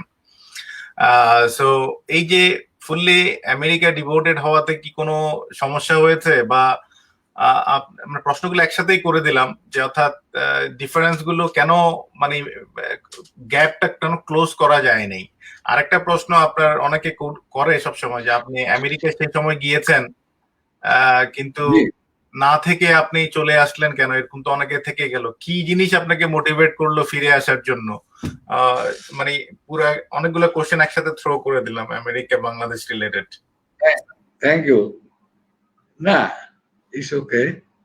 প্রথম কথা হলো, আমেরিকা এবং বাংলাদেশ দুটো এক দেশ নয়, এক পরিবেশ নয়, সম্পূর্ণ ভিন্ন পরিবেশ, সম্পূর্ণ ভিন্ন জায়গা, চিন্তা ভাবনা। যেমন আমরা এখান থেকে, আমরা যখন জিএমএড, টোফেল তো বাচ্চাদের পরীক্ষা, আমি বলি জিএমএড, আমেরিকা যাওয়ার আগে জিএমএড চাইতো, জিএমএড স্কোর কত তোমার? জিএমএড দিয়েছিও, প্রায় একসাথে 100 জন ইউনিভার্সিটি টিচার আমরা পরীক্ষা দিয়েছি। University, all universities in Bangladesh, MDC সহ, মানি ম্যানেজমেন্ট ডেভেলপমেন্ট সেন্টার সহ, প্রায় 100 লোক আমরা জিএমএড পরীক্ষা দিয়েছি। ফলাফল না বলি, তো ওরা জিএমএড স্কোর চায়, তখন স্কোর দেখে ওরা অ্যাডমিশন দেবে কি দেবে না এটা নির্ধারণ করে আর কি। তো ওদের আর আমাদের ডিফারেন্স, মূল যে বেসিক যে ডিফারেন্স, ওদের শিক্ষাটা হলো প্রায়োগিক, অধিকাংশ ক্ষেত্রে প্রায়োগিক, যেটা আমি দেখেছি, আমি ফিল করেছি, সেটাই বলছি। আর আমাদেরটা হলো, ওদের ডেভেলপ করা থিওরি গুলো আমরা কসলাচ্ছি, এখানে এখানে পড়াচ্ছি, যেটা অধিকাংশ ক্ষেত্রেই বোধহয় স্টুডেন্টদের কাজে আসে না। বাস্তব জ্ঞান বা বাস্তব কিছু করার কাজে আসে, কতটুকু আসে আমি সন্দিহান। যেমন একটা ছোট্ট উদাহরণ দিলে বুঝবে, ওদের আর আমাদের অ্যাপ্রোচটা, লেখাপড়ার অ্যাপ্রোচটা, ওদের অ্যাপ্রোচটা যেমন কোয়ান্টিটি, সে ম্যানেজমেন্ট সায়েন্স, ওখানে অনেক মডেল আছে, অজস্র মডেল আছে। একটা মডেল করতে গেলে, সেখানে মডেলিং করতে গেলে কোয়ান্টিটি ব্যাপার, প্রত্যেকটা মডেলের একটা নিজস্ব টুলস আছে, একটা টেকনিক আছে। তারা সেই মডেল শিখে, মানে অঙ্ক বলতে আমরা যা বুঝি সাধারণভাবে, সেই অঙ্ক ওরা খুব একটা শিখায় না, শিখাতে চায়ও না। তবে একেবারে যে ফেলে দেয় তা নয়, অঙ্ক রিভিউ করে যায়, process, this is the process of doing this and that, এতটুকু শিখায়। ওরা, ওদের মূল ইয়ে হলো অ্যাপ্লিকেশন অফ দ্যাট অঙ্ক। এই যে মডেলিং করছি, মডেলের অ্যাপ্লিকেশন কোথায়, এটা কিন্তু তারা শিখায়, এবং শুধু শিখাই নয়, বাস্তব করিয়েই ছাড়ে। তো এই অ্যাপ্রোচটা আমাদের তো নেই। আমরা অঙ্কের উপর বেশি এমফেসিস দিই, আর অধিকটা ছাত্ররা জানেই না। অঙ্ক কোরিলেশন কেন পড়াচ্ছি, রিগ্রেশন কেন পড়াচ্ছি? আরে বাবা, রিগ্রেশন ফোরকাস্টিং এর ভালো একটা মডেল, এটাই আমরা জানি না। জানে আমাদের ছাত্ররা, জানে না, অধিকাংশ জানে না। তো কিন্তু রিগ্রেশন পড়াচ্ছি, যে রিগ্রেশন নিয়ে আমাদের ছাত্ররা রীতিমতো হিমশিম খাচ্ছে, তাই না? মাল্টিপল রিগ্রেশন নিয়ে এরকম আর কি। আর আরেকটা কি যেন বললে শেষের দিকে, আপনি থেকে যেতে পারতেন ওই সময়, কিন্তু না থেকে আপনার সাথে তো অনেকে থেকে গেল, কিন্তু আপনি চলে এলেন। কি মানে মোটিভেট ফিল করলেন আর কি, এবং সেটা চলে ভুল ছিল না ঠিক ছিল এট দ্য ডে এন্ডে? না না না, চলে এসেছে কারণ হলো একটাই, আমি শিক্ষকতা পেশাটাকে সম্মান করতাম, ঠিক টুডে ভালোবাসি, সম্মান করি, এবং সে কারণে ফিরে এসেছি। এবং আরেকটা ইনপুট যেটা ছিল, জাতিসংঘে তখন একটা জেনারেল অ্যাসেম্বলিতে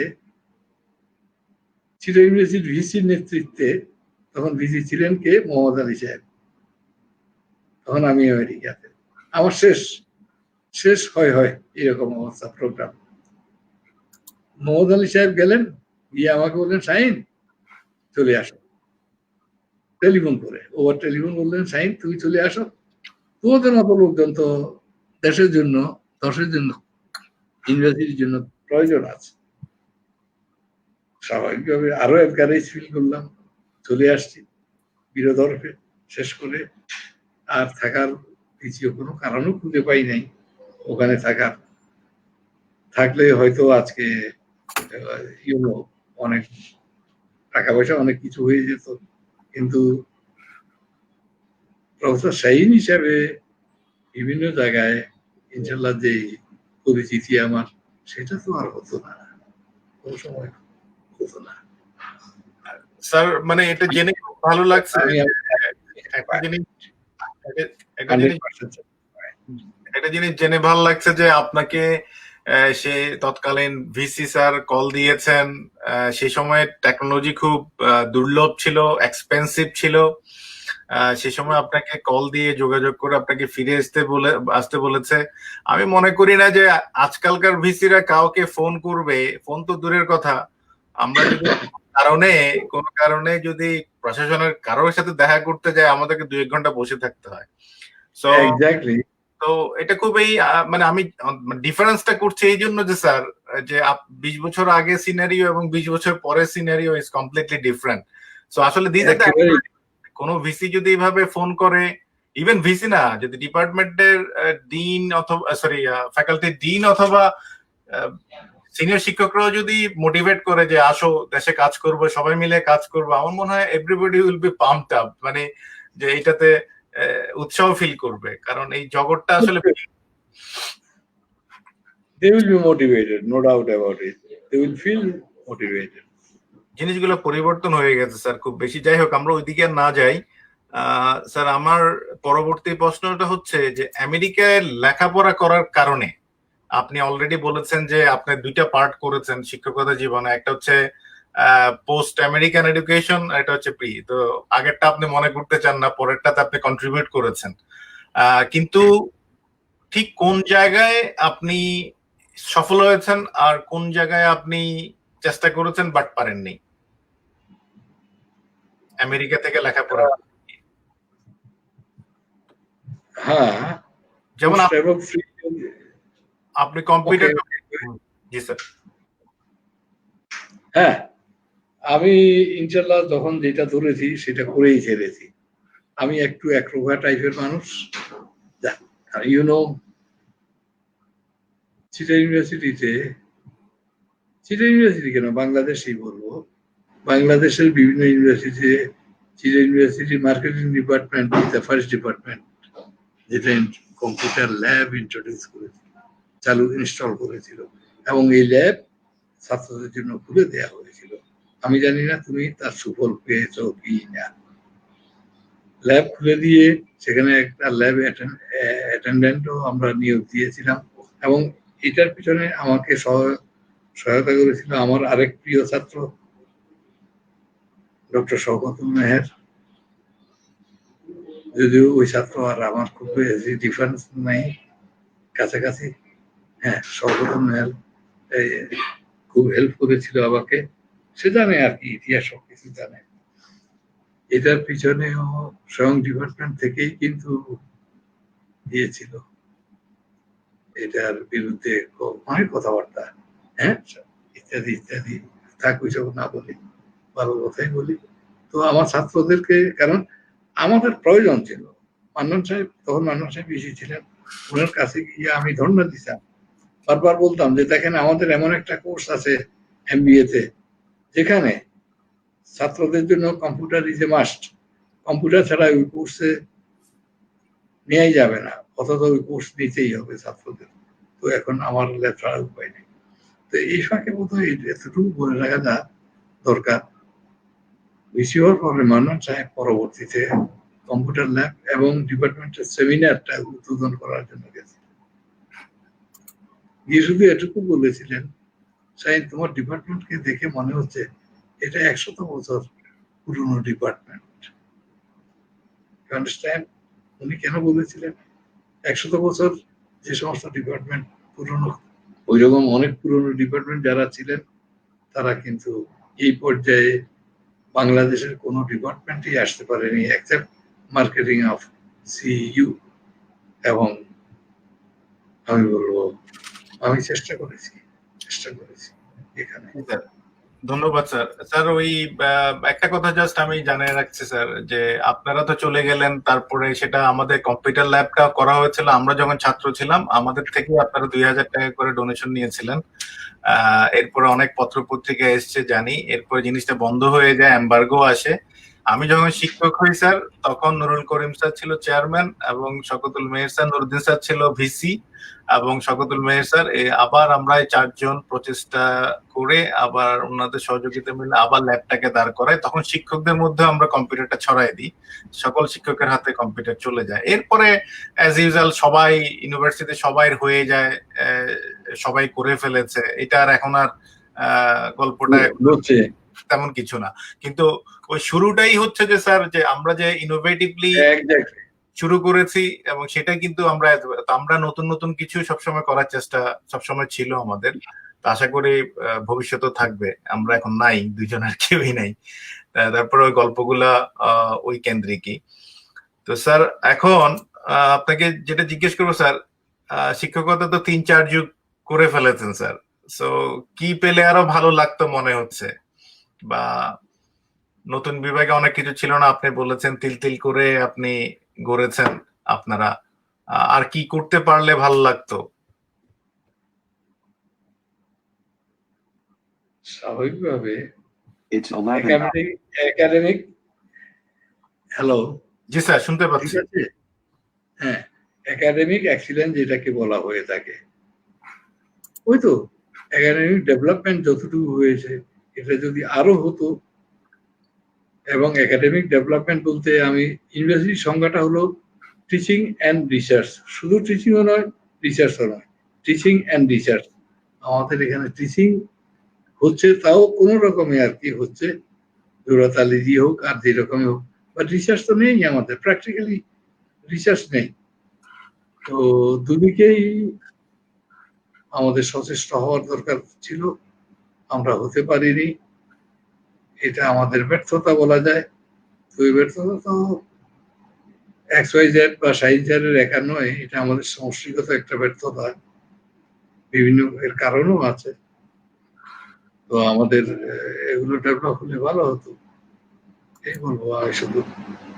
তাহলে যে ডেভেলপমেন্টের কারণে দেশ জাতি অনেক উপকৃত হতো, দেশ জাতির তো ডেভেলপমেন্টটা আরো দ্রুত হতে পারতো আর কি। জি স্যার, ধন্যবাদ স্যার। আরো মেধার যে ধন্যবাদ স্যার। সবসময় থাকবা দাও, আমরা মেধা মেধা মেধা বলতে যেটা বোঝায়, সেই মেধার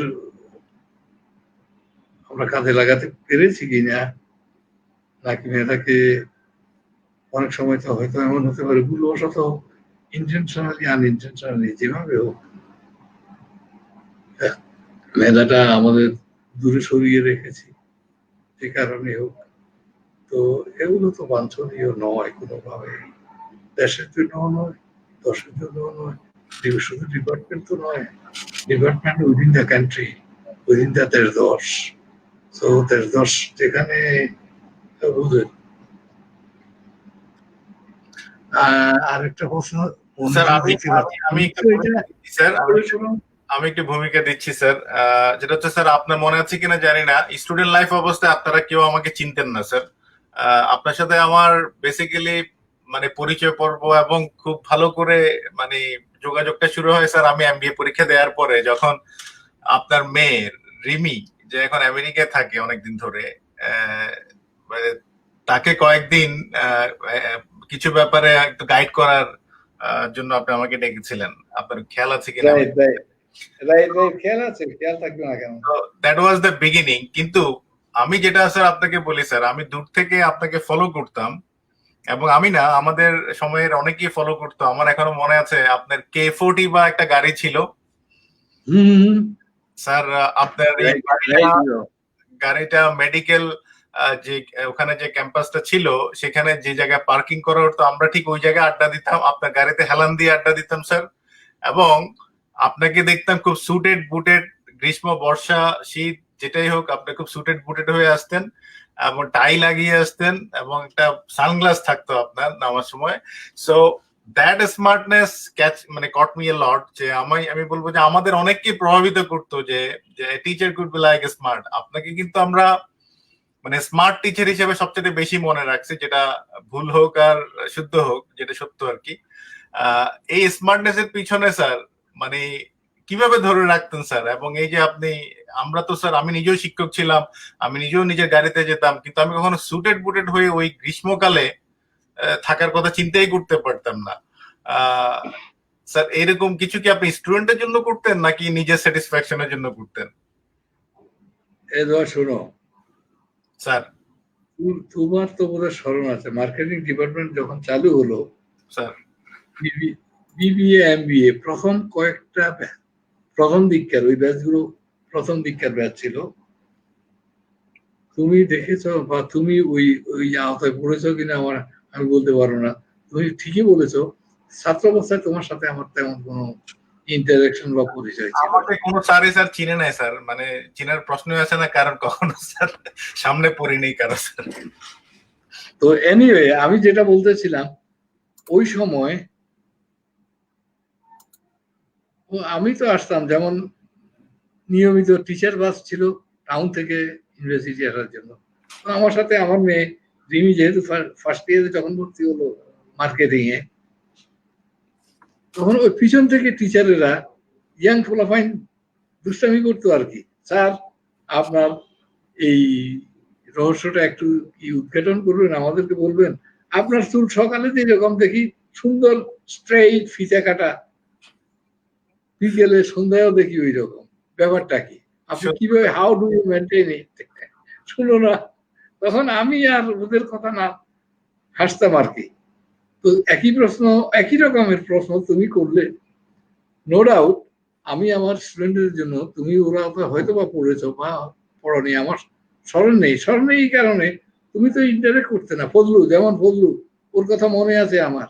ফজলু কোন ব্যাচের ছিল? এটা ফার্স্ট ব্যাচ, আমাদের আগের ব্যাচের। মনে নেই। মনে আছে এই জন্য ওই ছেলেটা এটা নিয়ে অনেক ওজোর আপত্তি জানাইছিল আর কি, কিন্তু পরবর্তীতে সে মেনে নিতে বাধ্য হয়েছে। মানে ক্লাসে সাদা shirt, deep blue pant with tie, ক্লাসে পড়তে হতো, শীত হোক আর গ্রীষ্ম হোক, যেরকমই হোক না কেন। এবং সেই কি ক্লাসে গেলে তখন টিচারদেরও, নট অনলি স্টুডেন্ট, টিচারদেরও সেই যে কি ভালো লাগতো মার্কেটিং ডিপার্টমেন্ট যখন স্টুডেন্ট বা টিচাররা বের হতো, কি যে ভালো লাগতো। একটা আবহ তৈরি হতো আর কি, সুন্দর চমৎকার একটা আবহ তৈরি হতো। তো কাজেই আমি আমার জন্য তো করতাম, নো ডাউট। আমি এখন তো আর পারি না। এখন পারবো কিভাবে? আমি তো কথাই বলতে পারছি না তোমার সাথে। স্যার যে আপনি ব্যক্তি গত মার্চের 1 তারিখে আমি অ্যাপোলো থেকে বেরিয়ে এসেছি, অ্যাপোলোতে 10 দিন থাকার পরে, কেন ছিলাম কেন ছিলাম আমি জানি না, শুধু এতটুকু মনে আছে 10 দিন পরে যখন বেরিয়ে এসেছি তখন আমি আল্লাহর রহমতে সুস্থ। কিন্তু যখন তাই ঢুকি তখন আমি কিছুই জানি না, ঢুকছি যে এটাও জানি না। 2 দিন ছিলাম আমি লাইফ সাপোর্টে। তো যে ব্যক্তি 2টা দিন লাইফ সাপোর্টে থাকার পরে বেরিয়ে আসে, তার আর কি কিছু থাকে? থাকতে পারে না, বুঝোই। স্যার তো বাট থাকতে চাই আমি। I like it, I like it. Sir আপনার ওই স্মার্টনেস আমাদের এখনো মনে আছে। আপনার যদি শরীর খারাপ লাগে স্যার, আপনি আমাকে বলবেন স্যার, আমরা বন্ধ করে দিব স্যার। আমি জানি আপনার শরীর ভালো না স্যার, কিন্তু আমি এই লোভটাও সংবরণ করতে পারতেছি না যে আপনাকে আবার কখন ধরতে পারি স্যার, যে কিছু প্রশ্ন করি। যদি আপনার খারাপ লাগে স্যার, অ্যাবসলিউটলি আমাকে জানাবেন স্যার। না না না না না, তুমি তুমি কন্টিনিউ করতে পারো।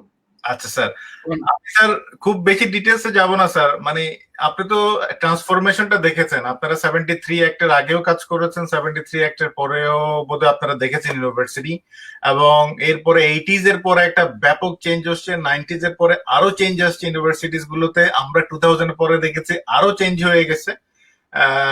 মানে আমি ওসব কথা বলতে চাই না, কিন্তু কথা হচ্ছে যে এখানে তো অবশ্যই সবাই বলেছে, আমি যার সাথে কথা বলি, যে রাজনীতি, অতি রাজনীতি, ভীষণ রাজনীতি, মানে 3টা ধাপ বলে আর কি। যে ঠিক আছে রাজনীতি আছে মোটামুটি মডেস্ট লেভেলে, কিন্তু অতি রাজনীতি ভীষণ, মানে ব্যাপকভাবে রাজনীতি, যেটা আমাদেরকে প্রভাব ফেলছে। কিন্তু পার্শ্ববর্তী দেশে ইন্ডিয়া তো সেই প্র্যাকটিস নাই, বা আমাদের সার্ক কান্ট্রি গুলোতেও সেই প্র্যাকটিস নাই। তো এখন আমাদের দেশে স্যার আছে, এটা কি নিয়ে কি ব্যালেন্স করা সম্ভব, নাকি স্যার আসলে আলটিমেটলি আমাদেরকে ওদের মতো কোথাও ফিরে যেতে হবে? অ্যাকচুয়ালি ব্যালেন্স করা তো অবশ্যই সম্ভব, ব্যালেন্স হয়ে যাবে আমার বিশ্বাস। কারণ আমরা বর্তমানে যে প্রসেসে এগুচ্ছি, যেভাবে আছি, এভাবে তো থাকা যায় না। একটা সময় আসবে যখন ব্যালেন্স হতেই হবে, অ্যাডজাস্টমেন্ট হয়ে যাবে। যেমন আমেরিকাতে তুমি দেখছো এখন, আমি দেখে আসছি, আমেরিকান ইউনিভার্সিটি গুলোতে ইলেকশন হয় না, হয় ওটারও তো পাই না। তারপরে আমেরিকান প্রেসিডেন্ট ইলেকশন, সবচেয়ে বড়, ওয়ার্ল্ডের সবচেয়ে বড় ইলেকশন, কোনখান দিয়ে, আমার সময়ের কথা বলছি, মন্ডল আসলো কোনখান দিয়ে, ইয়ে আসলো, বুশ আসলো, বুশ মানে প্রাক্তন বুশের কথা বলছি, খেয়ালই তো করতে পারি নাই, ট্যারিতেও পাই নাই। তো তখন ওখানে তো ব্যাপারটা ওই রকমই। অথচ উইসকনসিন হলো তখনকার ডেমোক্রেটের বিরুদ্ধে সবচেয়ে বড় জায়গা, শক্তিশালী জায়গা উইসকনসিন। কিন্তু সেই উইসকনসিনেও আমরা শুধুমাত্র একদিন জুতে গেলাম উইকেন্ডে, আমার ওয়াইফ সহ, মেয়ে সহ। ওখানে গিয়ে দেখলাম যে লিফলেট বিক্রি হচ্ছে ঢুকার সময়। কিসের লিফলেট? পড়ে দেখলাম যে এটা হলো রিপাবলিকানদের লিফলেট।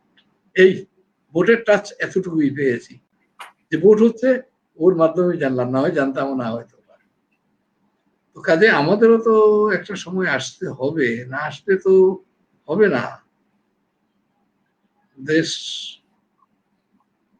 আমরা এগিয়ে যাচ্ছি, ইকোনমিক্যালি ইনশাল্লাহ অনেকটা এগিয়ে গেছি, পলিটিক্যালি তেমনি এগুতে হবে। আমাদের পলিটিক্যালি এগুলোর জন্য আমাদের যেটা দরকার, যেমন ওখানে প্রেসিডেন্ট ডিবেট হয়, প্রেসিডেন্ট ক্যান্ডিডেটদের মধ্যে ডিবেট হয়, সেই ডিবেটে তো ভোটারদের অনেক ইনফ্লুয়েন্স করে, ইম্প্যাক্ট রাখে। আমাদের এখানে না, ওটা তো জিরো, ডিবেটই হয় না, হলেও জিরোই হতো, বর্তমান সময়ে এটা জিরোই হতো। এনিওয়ে, এই জিরো নিয়ে তো আর চলা যায় না, এক সময় ওটার ইম্প্যাক্ট আসতে হবে, যখন অ্যাডজাস্টমেন্ট হবে, সেই আশায় আছি আর কি। হয়তো আমরা দেখবো না, তোমরা দেখবে বা দেখবে না, পরবর্তী প্রজন্ম দেখবে। আমিও দেখার আশা করি স্যার, দেখার আশা করি, দেখে যেতে ভালো স্যার।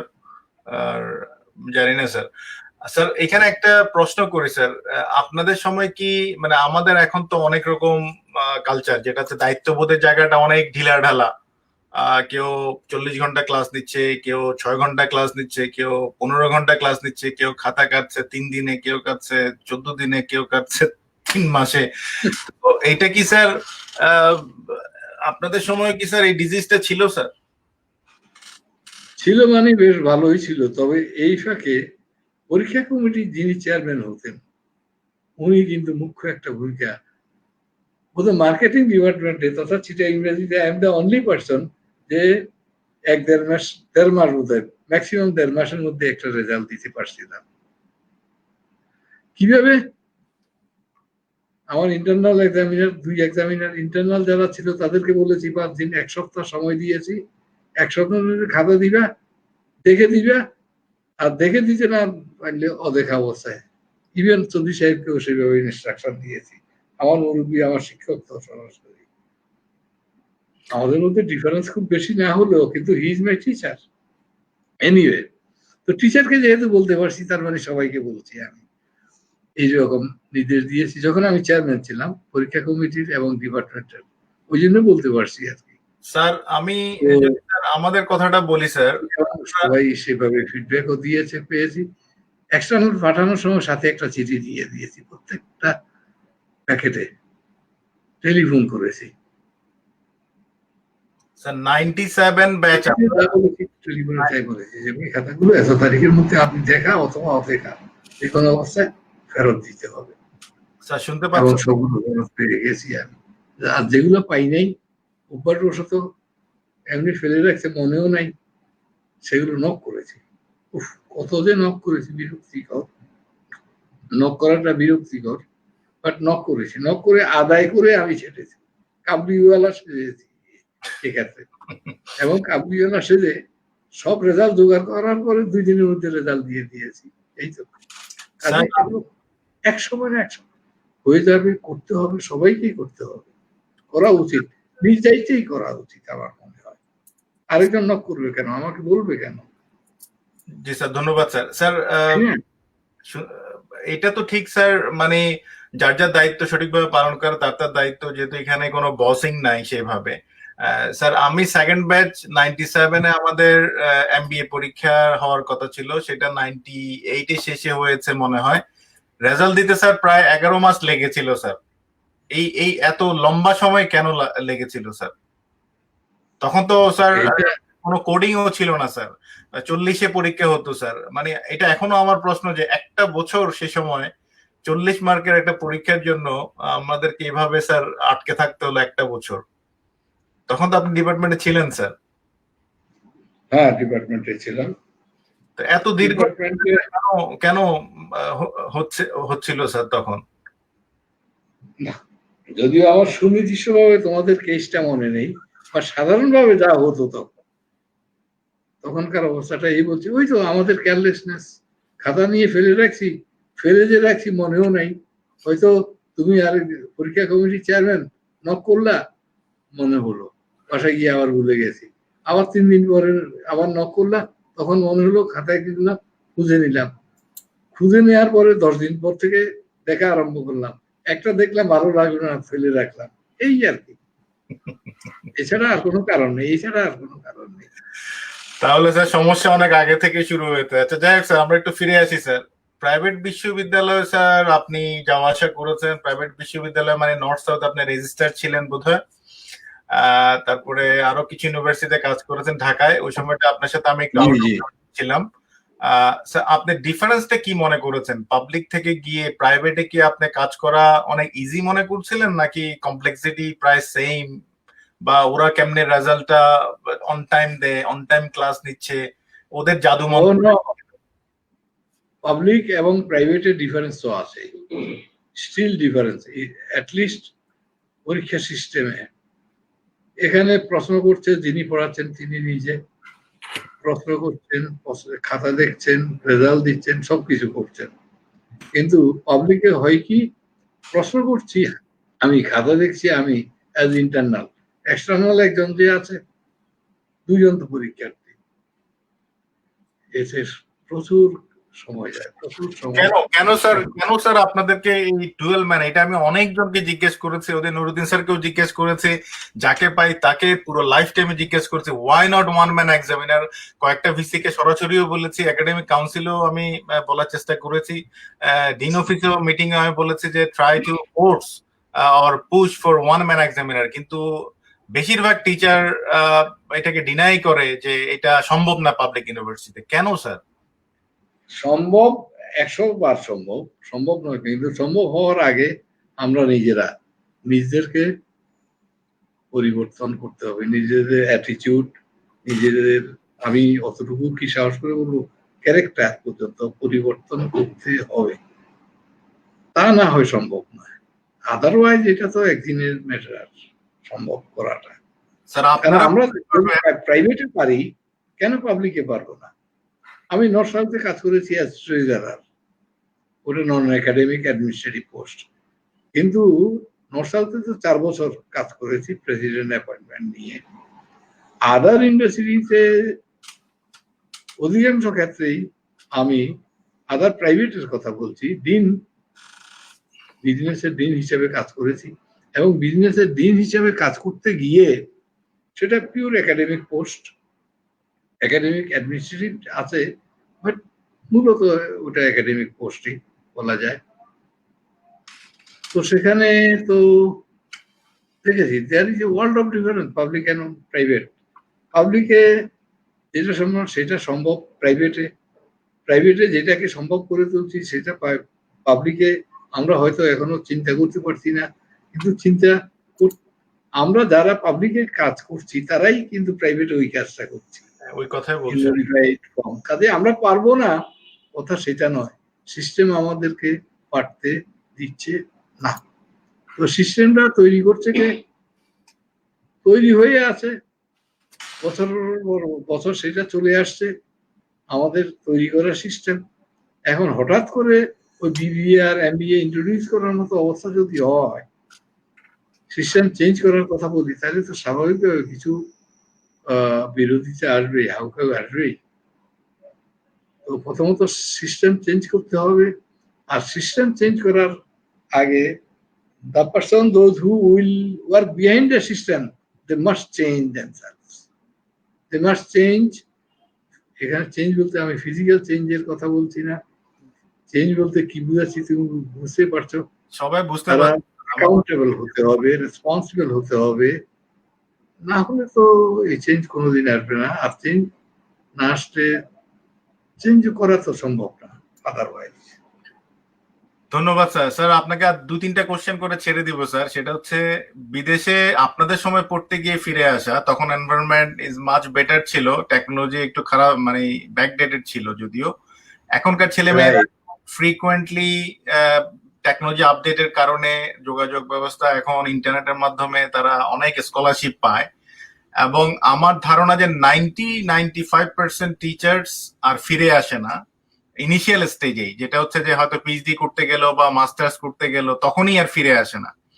ঠিক আছে, আমিও অপরাধী, আমিও ফিরে এসে কিছুদিন থেকে যে কোনো কারণে হোক স্যার 18 বছর পরে আমিও বিদায় নিয়েছি স্যার। এই টোটাল ব্যাপারটা স্যার আপনি কিভাবে দেখেন, পজিটিভ নেগেটিভ স্যার? আপনি সবার পজিটিভ, এটাতে পজিটিভ কিছু খুঁজে তো অবশ্যই পাবে, আর নেগেটিভ তো আছেই। Negative in the sense that, say for example আমাকে সরকার পাঠালো বা দেশ পাঠালো, সরকার না বলে দেশ বলি, দেশ পাঠালো, ইউনিভার্সিটি পাঠালো, লেখাপড়া করে ফিরে আসবো দেশকে কিছু দেওয়ার জন্য, এবং যথারীতি ফিরেও আসলাম, দিলাম, okay, I have serve my duty. কিন্তু প্রফেসর শিফুল গেল, আসলো, আবার চলে গেল পরিস্থিতির চাপে, এখানকার পরিস্থিতির চাপে। তো সেখানে সে গিয়ে তো ওখানে ওই রাস্তাঘাটে ঘাস কাটছে না, সেও তো একটা ইউনিভার্সিটিতে আছে, হি সার্ভিং বাট দেশকে হয়তো সেভাবে উপকৃত করতে পারছে না, বাট আরো ভালো জায়গায় সে সার্ভ করছে। এবং হতে পারে, কে জানে, যে শিপুলের কন্ট্রিবিউশন হয়তো দেশ ছেড়ে, সেই দেশ ছেড়ে এখানেও বাংলাদেশের মতো গরিব দেশকেও উপরও ইম্প্যাক্ট রাখতে পারে, যদি শিপুল সেরকম সেই মন মানসিকতা সম্পন্ন হয়। তো আমার তো বিশ্বাস Shipul as one of my student, সে শুধু তাদের বাহ্যিক অবস্থাটা দেখবে না, তাদের ভিতরটাও দেখবে আর কি। বাহ্যিক বলতে ওই যে শিফুল অনেক বিশেষণে বিভূষিত করেছেন আমাকে, হি সো কাইন্ড এনাফ, যেগুলোর এত বিশেষণ দেওয়ার কোনো দরকার নেই, বাট বিশেষণ দিয়েছেন ভালো কথা। স্যার আমার সাথে সাথে কি আছে স্যার? আমার একটা স্যার কথা আছে স্যার, সেটা হচ্ছে বিশেষণ আমি স্যার বিশেষণ আপনাদেরকে আমি তখন দিই নাই যখন আমি স্টুডেন্ট ছিলাম, কোনো বেনিফিট নেওয়ার জন্য দিই নাই স্যার। বুড়ো হয়ে স্যার মনের দিক থেকে যেটা ফিল করেছি সেটা বলেছি স্যার, এবং এখানে আমার কোনো বেনিফিট নেই স্যার, এটা কিন্তু আপনি স্বীকার করতে হবে। আপনাদের কাছে অনেক ছাত্র, অনেক ছাত্ররা যায় স্যার। না ঠিক আছে, আমি সেটা বলিনি, আমি সেটা বলিনি বলতে যে চাচ্ছেন শিফুল কিছু, আমিও খোলাখুলি বলছি, শিফুল যেটা করেছে প্রথমেই বলেছি অবশ্যই ধন্যবাদ পাওয়ার মতো। আমার তো বুড়া মানুষকে, বুড়া এক রকমের অচল মানুষকে এত বিশেষণ দেওয়ার দরকার, সেই কথাটাই বলতে চাচ্ছিলাম, আর কিছু না। না আমার স্যার এই মুহূর্তে আমি যাই, আমার কথা হচ্ছে স্যার, একটা জায়গায় আমরা যতটুকুই আসছি আমাদের সব ফেলিওর না স্যার, আমি ওটা বলতে চাচ্ছি। আমরা অনেক নেগেটিভ কথা বলি, কিন্তু নেগেটিভ কথা বলা মানে এই না যে ডেভেলপমেন্ট গুলো হয়েছে সেগুলো অস্বীকার করা। কারণ আজকে যদি শামসুজ্জোহা স্যার, আলিমদাদ স্যার বা আরাই চৌধুরী, নুরুদ্দিন চৌধুরী স্যার আপনারা যদি কন্ট্রিবিউশন না করতেন আজকে হয়তো এইটুকু আসতো না। এটা যেমন সত্য, এটা মেনে নিতে হবে। আবার এট দ্য সেম টাইম যেটুকু যেতে পারতো সেইটুকু আমরা যাই নাই, সেই জায়গা নিয়েও আমরা কথা বলি। এটার মানে এই না যে আমরা কোনো ডেভেলপমেন্ট, কারো কষ্টকে আমরা অস্বীকার করবো। স্যার আমার পার্সোনাল ভিউটা হচ্ছে, আমার শিক্ষক যারাই কন্ট্রিবিউট করেছে আমার কাছে মনে হয়েছে, যারা আমার সাথে যোগাযোগ রাখে বা রাখতে চায়, বা আমি সবাইকে নক করি কম বেশি, যারা মানে কমফোর্টেবল ফিল করে, আমি অনার দিতে স্যার রাজি স্যার। কারণ স্যার আমার একদিনের জন্য হলো শিক্ষক স্যার, যার কারণে আজকে কিবোর্ড চালাচ্ছি, যার কারণে আজকে যাই করছি আপনাদের কন্ট্রিবিউশনের কারণেই করছি। এবং এই কথাগুলো স্যার মানে অন্তর থেকে বলা, শুধু আপনার জন্য না এবং অনেকের জন্যই তুলে রাখা এই সম্মানগুলো স্যার। আমার মনে হয় যে এই যে বর্তমান প্রজন্ম জানেই না who was professor Sirajuddaula Shaheen sir, what was his contribution. এবং এই 1 ঘন্টার প্রোগ্রামে এটা জানানোই সম্ভব না, বোঝানোই সম্ভব না, অবস্টাকেল গুলো কি ছিল, সেই আবহটা বোঝানো এটা ইজি না। তারপরও বর্তমান প্রজন্ম অন্তত মার্কেটিং এর 2800-3000 ছেলে তো আজকে জানবে, এইটা ভিডিওটা থাকবে ইউটিউবে স্যার। যখনই এটা তাদের চোখে পড়বে, oh there was a professor of Sirajuddaula Shaheen, that's the honour sir I wanted to make, nothing else sir. Fine, নিঃসন্দেহে এটা একটা ভালো উদ্যোগ, শুভ উদ্যোগ এবং সৎ উদ্যোগ আমি বলবো, নিঃসন্দেহে। এখানে বলে রাখি, তুমি যেহেতু বারবার ওই নামগুলো আসছে, professor Syed Shamsuzzoha and Ali Imdad Khan, the senior most two faculty of the faculty, senior most two teacher, আমরা এখন ফ্যাকাল্টি বলি আর কি, senior most two faculty member of the faculty. তো আমি নর্থ সাউথে যখন জয়েন করলাম, taking voluntary retirement from Chittagong university in the year 2006 আমি কিন্তু ভলান্টারি রিটায়ারমেন্টে গেছি, যখন আমার হাতে চিটাগং ইউনিভার্সিটি আরো 11 বছরের অ্যাক্টিভ জব আছে। ওই অবস্থায় আমি রিটায়ার করে এসে নর্থ সাউথে ট্রেজারার হিসেবে জয়েন করেছি। এবং যখন জানলাম আমার ইমিডিয়েট আগেই ছিলেন ট্রেজারার হিসেবে প্রফেসর আলী ইমদাদ খান সাহেব, উনি তো ছিলেন ইউনিভার্সিটির প্রভিসি হিসেবে রিটায়ার করেছেন, ইউ নো ইট। তো স্বাভাবিকভাবে আমি উৎফুল্ল বোধ করলাম এবং শুনেছি, শুধু শোনানো দেখি উনি উপস্থিত, উনি আমাকে দেখতে এসে গেছে। যখন শুনেছেন যে সিরাজুল্লাহ শাহীন এখানে জয়েন করেছে, উনি আমাকে দেখতে এসেছেন, দোয়া করতে এসেছেন। আমার কাছে যে কি যে ভালো লেগেছে, আমার একজন শিক্ষক আমাকে দোয়া করতে এসেছেন শিপুল, তখন আমার মানসিক অবস্থা আমি হয়তো বর্ণনা করতে পারছি না, কি যে ভালো লেগেছে আমার কাছে। একবার নয়, উনি প্রায় আসতেন, এরপরে প্রায় আসতেন, কিন্তু কোনোদিন উনাকে এক কাপ কফি খাওয়াতে পারেনি। না, খাবেন না, মনে হয় যেন উনি ফোন করে এসেছেন, কিন্তু আসতেন উনি, এসে আমার রুমে বসে আড্ডা দিতেন, কথা বলতেন 10 মিনিট, 20 মিনিট, 50 মিনিট এইবার। তো আমরা তো সেই যুগের ছাত্র, পুরোনো যুগের, ওই সবকিছু চিন্তা ভাবনা পুরোনো। এই টিচারদেরকে ওইভাবে সব ভক্তি, সম্মান, শ্রদ্ধা করতাম আর কি, যেটা তুমি বলছো একটু আগে। হ্যাঁ, সেভাবে আমরা করতাম। হয়তো করার কারণে মা বাবাকে সেভাবে ভক্তি, শ্রদ্ধা, সম্মান করার কারণে, টিচারদের করার কারণে, পাড়া প্রতিবেশীদের করার কারণে আল্লাহ হয়তো আমাকে এখন পর্যন্ত এখানে রেখেছে, এইভাবে রেখেছে। ওই লাইফ সাপোর্ট টাইফুড সব ফেলে দিয়ে আসার সময় হেসে খুশে 10 দিন পরে যখন এখনো থেকে বেরোচ্ছি আমি ঢাকা এখনো থেকে, তখন হেসে গাড়ির সামনের সিটে বসে হেসে হেসে সবাইকে বলছি যে চলো আমরা জাম কিনি, জাম আছে না, জাম কিনে নিয়ে এসেছি বাসায়। সবাই তো অবাক হয়ে গেছে, বলো কি, আমার বিশেষ করে আমার ছেলে এবং মেয়ে চাকরি করে, সে যখন শুনছে আমি এগুলোতে আছি এবং কোনো হুঁশ নেই, তখন সে ওখানে চাকরি থেকে চলে আসছে সরাসরি বাংলাদেশে, বাসায় আর যায়নি সে, ওই জায়গা থেকে সরাসরি কেমনে কি ম্যানেজ করেছে আল্লাহ জানে, সরাসরি এসে গেছে, এসে উপস্থিত হয়েছে। আচ্ছা স্যার, আমার ছেলে এবং মেয়ে বিশেষ করে এই কথাগুলো বলে, আমি এখন বলে তারা এখানে ছেলের সে কি কান্না। ধন্যবাদ স্যার।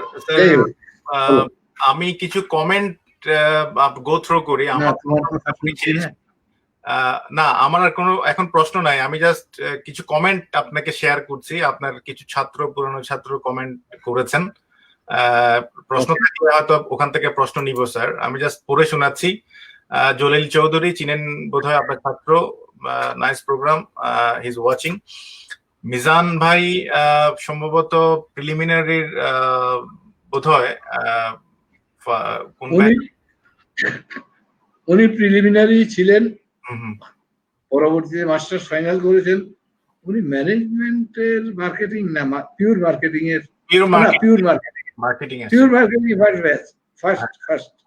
উনি আমাদের আসতেন এবং অনেক সাপোর্ট দিতেন। এখন সম্ভবত কানাডা, বাংলাদেশ দৌড়াদৌড়ির মধ্যে আছেন আর কি। তারপরে সুমাইয়া তৃষা বলছেন যে একজন অসাধারণ ব্যক্তিত্ব, আলহামদুলিল্লাহ, I got the opportunity to have your class sir. আপনি চিনবেন হয়তো। মিজান ভাই আবার সুমাইয়া তৃষা, নাম যাই হোক, নামে হয়তো দেখলে চিনে ফেলবো। আচ্ছা, মিজান ফারহানা আবার বলছেন যে feel proud that you are recognized in our legends and really great job and please keep it up. Momen Chowdhury feel proud. Kazi Ridi just thanks বলেছে। এবং সোহেল কাদের যে প্রশ্নটা করেছে অলরেডি আমরা উত্তর দিয়েছি, যে উনি জানতে চেয়েছিলেন যে আপনি কেন, what made you make the decision to come back to Bangladesh, তো এটা উত্তর আপনি দিয়েছেন, দরকার নাই আর। শাহিন আলম আমার ছাত্র, আপনার ছাত্র ছিল কিনা আমার মনে নেই, অনেক পরের ছাত্র, 2007-08 হবে বোধহয়। তাহলে আমার নয় না। Abdullah Ibrahim, thanks for your programme. আর একটা হচ্ছে সোহেল কাদের জিজ্ঞেস করছে, I would like to know a few significant people in your life who played a major role in that journey. Already আপনি আপনার সেই স্কুল টিচারের কথা বলেছেন। আর কারো নাম হুম। কি নিতে চান স্যার আপনি? অবশ্যই আছে, অবশ্যই আছে। যারা বিভিন্নভাবে আমার উপর আমার চিন্তা ভাবনা বা আমার চিন্তা চেতনাকে প্রভাবিত করেছে, এরকম লোক আছে না? আছে। জি স্যার। মিজান ফারহানা, মিজান ভাই আসলে sir was really damn smart. আপনার হেয়ার স্টাইলের কথা স্যার আমাদের মনে আছে স্যার, আপনি সম্ভবত জেল মেখে আছেন সম্ভবত, উই আর নট শিওর। সাহস করে এগুলো জিজ্ঞেস এক্স্যাক্টলি, এগুলো জিজ্ঞেস করার কখনো সাহস পাইনি স্যার, আজকে জিজ্ঞেস করছি স্যার যে আপনি সম্ভবত সেই কালে জেল ইউজ করতেন এবং আপনার চুলগুলো যেভাবে সকালবেলা দেখা যেত ঠিক বিকাল বেলাও ঠিক একই ভাবে থাকতো। এবং জেল এখনো ব্যবহার করি, একই জেল আমি এখনো মাশাআল্লাহ স্যার, মানে ইট ওয়াজ, মানে আসলে যারা দেখে নাই তারা আসলে বলতেও পারবে না যে ইউ আর লুক, মানে use to look like a damn smart আসলে, যেটা যেখান থেকে আমি সবসময় স্টুডেন্টদেরকে একটা কথা বলি যে স্মার্টনেস 50% অফ মার্কেটিং এমনি শিখা হয়ে যায় বা অ্যাপ্লাই করা হয়ে যায়। সো যাই হোক, নাইম আক্তার খন্দকার বলছে I attached with sir at North South University, then sir was treasurer at NSU and she was maybe senior accounts officer. I found sir always formal in dress. সেও আপনাকে ট্রাই করছে যে আপনি ফর্মাল ছিলেন। Senior accounts officer এবং north সাউথের project, এই যে প্রজেক্ট ছিল 266 বা 67 কোটি টাকা প্রজেক্ট, সেই প্রজেক্ট সর্বশেষ শেষ করে 500 বা 550 কোটি টাকা দিয়ে। সেই প্রজেক্টের প্রজেক্ট অফিসার ছিলেন এই নাইম আক্তার। নাও CEO of a private organization, private group of organization CEO. Thank you. Sir Abdul সোবান বলছে স্যার দোয়া করে আল্লাহ যেন আপনাকে তাড়াতাড়ি সুস্থ করে দেন। মিজান ভাই আবার বলছেন praying for your long life. Fatema Zohra আমিন বলেছে, আমিন বহু আমিন আছে। তার ফারহানা আক্তার রুমি, এটা আমার স্টুডেন্ট, আপনি পান নাই। অসংখ্য ধন্যবাদ স্যার এমন একজন বিজ্ঞ মানুষকে দেখার এবং শোনার সুযোগ করে দেওয়ার জন্য। ইকবাল চৌধুরী সালাম দিয়েছে আপনাকে। ইকবাল হচ্ছে ফাইন্যান্সের আমাদের ব্যাচমেট, হি ইজ সিএফও, কিছুদিন আগে আমার লাইভে এসেছিল of wholesome group, he is doing very good. So ওরা বোধহয় মানে আমাদের ব্যাচে যারা ফাইন্যান্সে ছিল তাদের বোধহয় আপনি ক্লাস নিয়েছেন। সো আমি অনেকের ক্লাস, আমি ফাইন্যান্সে ক্লাস নিয়েছি, ম্যানেজমেন্টে নিয়েছি, অ্যাকাউন্টিং এ নিয়েছি। সবচেয়ে মজার ব্যাপার হলো আমি যখন এখানে মানারতে জয়েন করলাম, কম্পিউটার সায়েন্সের হেড যিনি চেয়ারম্যান যিনি, উনি একদিন এসে সালাম দিয়ে, অ্যাসোসিয়েট প্রফেসর তখন ডক্টর, তো উনি পিএইচডি করেছেন, উনি আমাকে বললেন স্যার আমি তো আপনার ছাত্র, আপনার ডাইরেক্ট ছাত্র, আপনার ক্লাস করেছি। আমি বললাম আপনি হলেন কম্পিউটার সায়েন্স, আমি হলাম বিজনেস, আপনি কেমনি আমার ডাইরেক্ট ছাত্র হন? বলে যে না স্যার আপনার ডাইরেক্ট ছাত্র, আপনি তো কম্পিউটার পড়াতেন। হ্যাঁ, সে যুগে কম্পিউটার পড়ানোর লোক নেই, ওই ঢেকি সরকে গেল দানবানের মতো। আমি সব জায়গায় ঘুরে ঘুরে কিছু কোর্স আছে যেগুলো আমাকে পড়াতে হতো আর।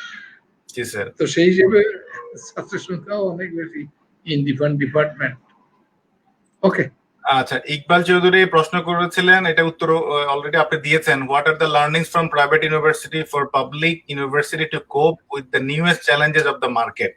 এই ব্যাপারে কি আপনি আর কিছু অ্যাড করবেন? মানে যেটা প্রাইভেট ইউনিভার্সিটি অলরেডি করে ফেলেছে, যেখান থেকে আমরা পাবলিক কি উল্টো এখন কিছু ফলো করার কিছু আছে কিনা যে মার্কেট চ্যালেঞ্জটা মোকাবেলার জন্য? অ্যাকচুয়ালি ওইটা যদি বলি, কিছু কিছু ক্ষেত্রে প্রাইভেট এগিয়ে, নো ডাউট, কিন্তু অধিকাংশ ক্ষেত্রে স্টিল প্রাইভেট পিছিয়ে আছে। এবং পিছিয়ে থাকার কারণ হলো প্রাইভেটের যারা ওনার, যারা প্রতিষ্ঠাতা, তাদের দৃষ্টিভঙ্গির ব্যাপার আছে। তারা কি চায়, কিভাবে চায়, কেন চায়, ওইসবের ব্যাপার আছে। তো এগুলো প্রাইভেট ইউনিভার্সিটি যখন জন্ম নেয়, জন্ম দেওয়ার সময় ওগুলোকে যদি আরো ওইভাবে, এবং পরবর্তীতে জন্ম নেওয়ার পরে এগুলো যদি ওইভাবে মেনটেন করা হয়, কন্ট্রোল করা হয়, তাহলে প্রাইভেট থেকে আমরা আরো অনেক বেশি আশা করতে পারতাম দেন ইউর পাবলিক। তবে এখনো আমার মনে হয় আমরা public university dependent, private university dependent ওইভাবে হতে পারিনি, অ্যাটলিস্ট ইন বিজনেস। গ্যাপটা কমে এসছে স্যার, গ্যাপটা মনে হয়, আমার কাছে মনে হয় যে অনেক কমে এসছে। গ্যাপটা কমে আসছে, নো ডাউট। আগে তো আকাশ পাতাল গ্যাপ ছিল, এখন গ্যাপ অনেক কমে আসছে এবং কমতে থাকবে। জি sir, thank you sir. Abdullah Mohammad Ibrahim বলছেন রেসপেক্ট এর এর ধারণাটা অটুট থাকুক, এই ধরনের কিছু বলতে চেয়েছেন। স্যার ভালো থাকুন, সুস্থ থাকুন। হি ইজ ফ্রম এনইউবি। শরীফ মিয়াদা, আপনার বোধহয় ভাতিজা হবে, আল্লাহ চাচাকে সুস্থ এবং নেখায়াত দান করুক। এবং আব্দুল্লাহ মোহাম্মদ ইব্রাহিম বলছেন যে স্যার জেল দিতেন এবং হেয়ার স্টাইল এখনো মানে সারাদিন থাকতো, সেটাই আমরা কথা বলছিলাম। ফাতেমা জোহরা বলছে, ডিয়ার চাচা, I want to give you lots of thanks from bottom of my heart because of your inspiration. I have completed my PhD. My prayers for you always. Sohel M Shahjahan, আমাদের batchmate, great seeing you sir and me.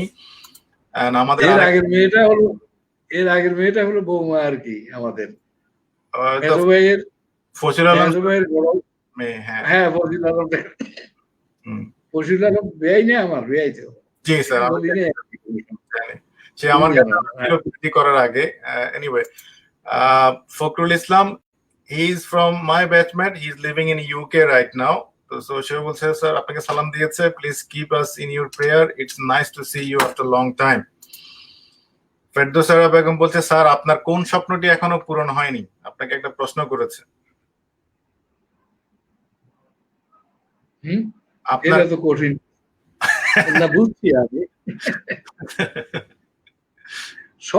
স্বপ্ন তো মানুষ অনবরতই দেখে। এই বুড়ো বয়সে কি স্বপ্ন দেখা বন্ধ না তো, স্বপ্ন দেখেই থাকে। কাজেই আমি এই মুহূর্তে যে স্বপ্ন দেখছি, আমার মনে যে স্বপ্ন ঘুরপাক খাচ্ছে, সেটা এখনই পূরণ হয়ে যাবে এমন তো কোনো কথা নেই। কাজেই আমার স্বপ্ন বাস্তবায়িত হয়নি বা বাস্তবায়ন যোগ্যও নয়, এরকম তো থাকে কিছু না কিছু। ধন্যবাদ স্যার। লাস্ট একটা কমেন্ট স্যার, এটা প্রশ্ন না, আপনাকে সালাম দিয়েছে জহুরুল করিম চৌধুরী। অনেকদিন আপনার কথা শুনে ভালো লাগলো, আল্লাহ আপনাকে দীর্ঘায়ু দান করুক। স্যার মোটামুটি কমেন্টের মেজর পোর্শন আমি শেষ করেছি স্যার। আর আমি একটু জানাতে চাচ্ছি স্যার, মানে আপনার মানে রিমিকে দিয়ে আমার শিক্ষকতা ঠিক বলবো না, মানে she was my first student. আমার জীবনে কোনোদিন টিউশনি করার এক্সপিরিয়েন্স ছিল না। আপনি আমাকে জোর করাতে আমি ওর সাথে কিছুদিন বসছিলাম, এবং দ্যাট ওয়াজ দ্য কি পয়েন্ট, যখন আমি মানে টিচার হিসেবে সিলেক্টেড হলাম, তখন ওই একটাই ইন্সপাইরেশন ছিল যে আমি একজনকে পড়িয়েছি। তো সেটাও মানে আপনাকে জানাই রাখি যে দ্যাট ওয়াজ দ্য কেস। যদিও আমার অনীহা ছিল আপনার ওই প্রপোজালে, যেহেতু স্যার আপনি না করতে পারেনি, কিন্তু মানে যখন আমি শিক্ষক হই কিভাবে পড়াবো, because I never been in a teaching, এবং কোনো টিউশনই করিনি লাইফে, যার ফলে আমার একটা কোশ্চেন ছিল যে আমি ছাত্রদেরকে কিভাবে পড়াবো স্যার। তো যদিও অনেক শিক্ষক তখন বলছিল, যে আমার প্রিয় শিক্ষক মেয়ে স্যার বা অন্যরা বলছিল, নুরুল করিম স্যার তখন বলছিল যে তুমি তুমি তোমার প্রচেষ্টা থাকলে তুমি ভালো টিচার হতে পারবা, ইট ডাজন্ট ম্যাটার তুমি আগে চাইছো কি আগে চাও নাই। তো যাই হোক, তো so that is the things I endorse you, যে বুঝে হোক না বুঝে হোক ওই জিনিসগুলো কিন্তু, ছোট ছোট বিষয়গুলো কিন্তু অনেক সময় কাজে দেয় আর কি। So thank you anyway.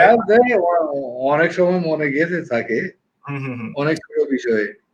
আচ্ছা, আপনার বোধহয় আপনার চিনবেন মুশফিকুল আলম শাহিন, জিসির মোড়ে আপনাকে দেখতেন।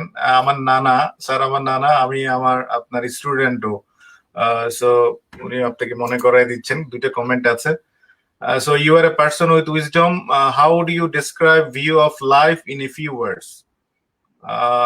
যদিও একটু ইয়ে হয়ে গেছে, মানে প্রশ্নটা মানে আপনার লাইফের ভিউ পয়েন্টটা কি, মানে যদি অল্প কথায় যদি জিজ্ঞেস করতে চাচ্ছে। লাস্ট কয়েকটা কমেন্ট আবার আসলো।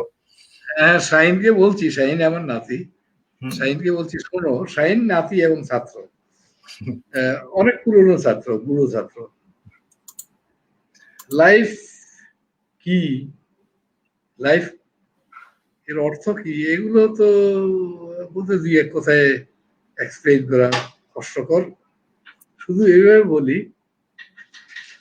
আমি I ask you what is happiness, উত্তরটা কি দেবে? তুমি তোমার মতো করে একটা উত্তর বানিয়ে দেবে। ওয়াই কে এক্স কে যখন জিজ্ঞাসা করবে এক্স এক্স এর মতো বলবে, ওয়াই কে জিজ্ঞাসা করলে আরেক রকম বলবে, জেড কে জিজ্ঞাসা করলে আরেক রকম বলবে, কিন্তু সবগুলোই সঠিক উত্তর। ঠিক তেমনি লাইফটা ওই রকম এর উত্তর এক কথায় এত অল্প কথায় বলা সম্ভব নয় শাহিন। স্যার আমি আপনাকে আর কষ্ট দেব না স্যার, আমি কোনো ঝুঁকি নিতে চাই না।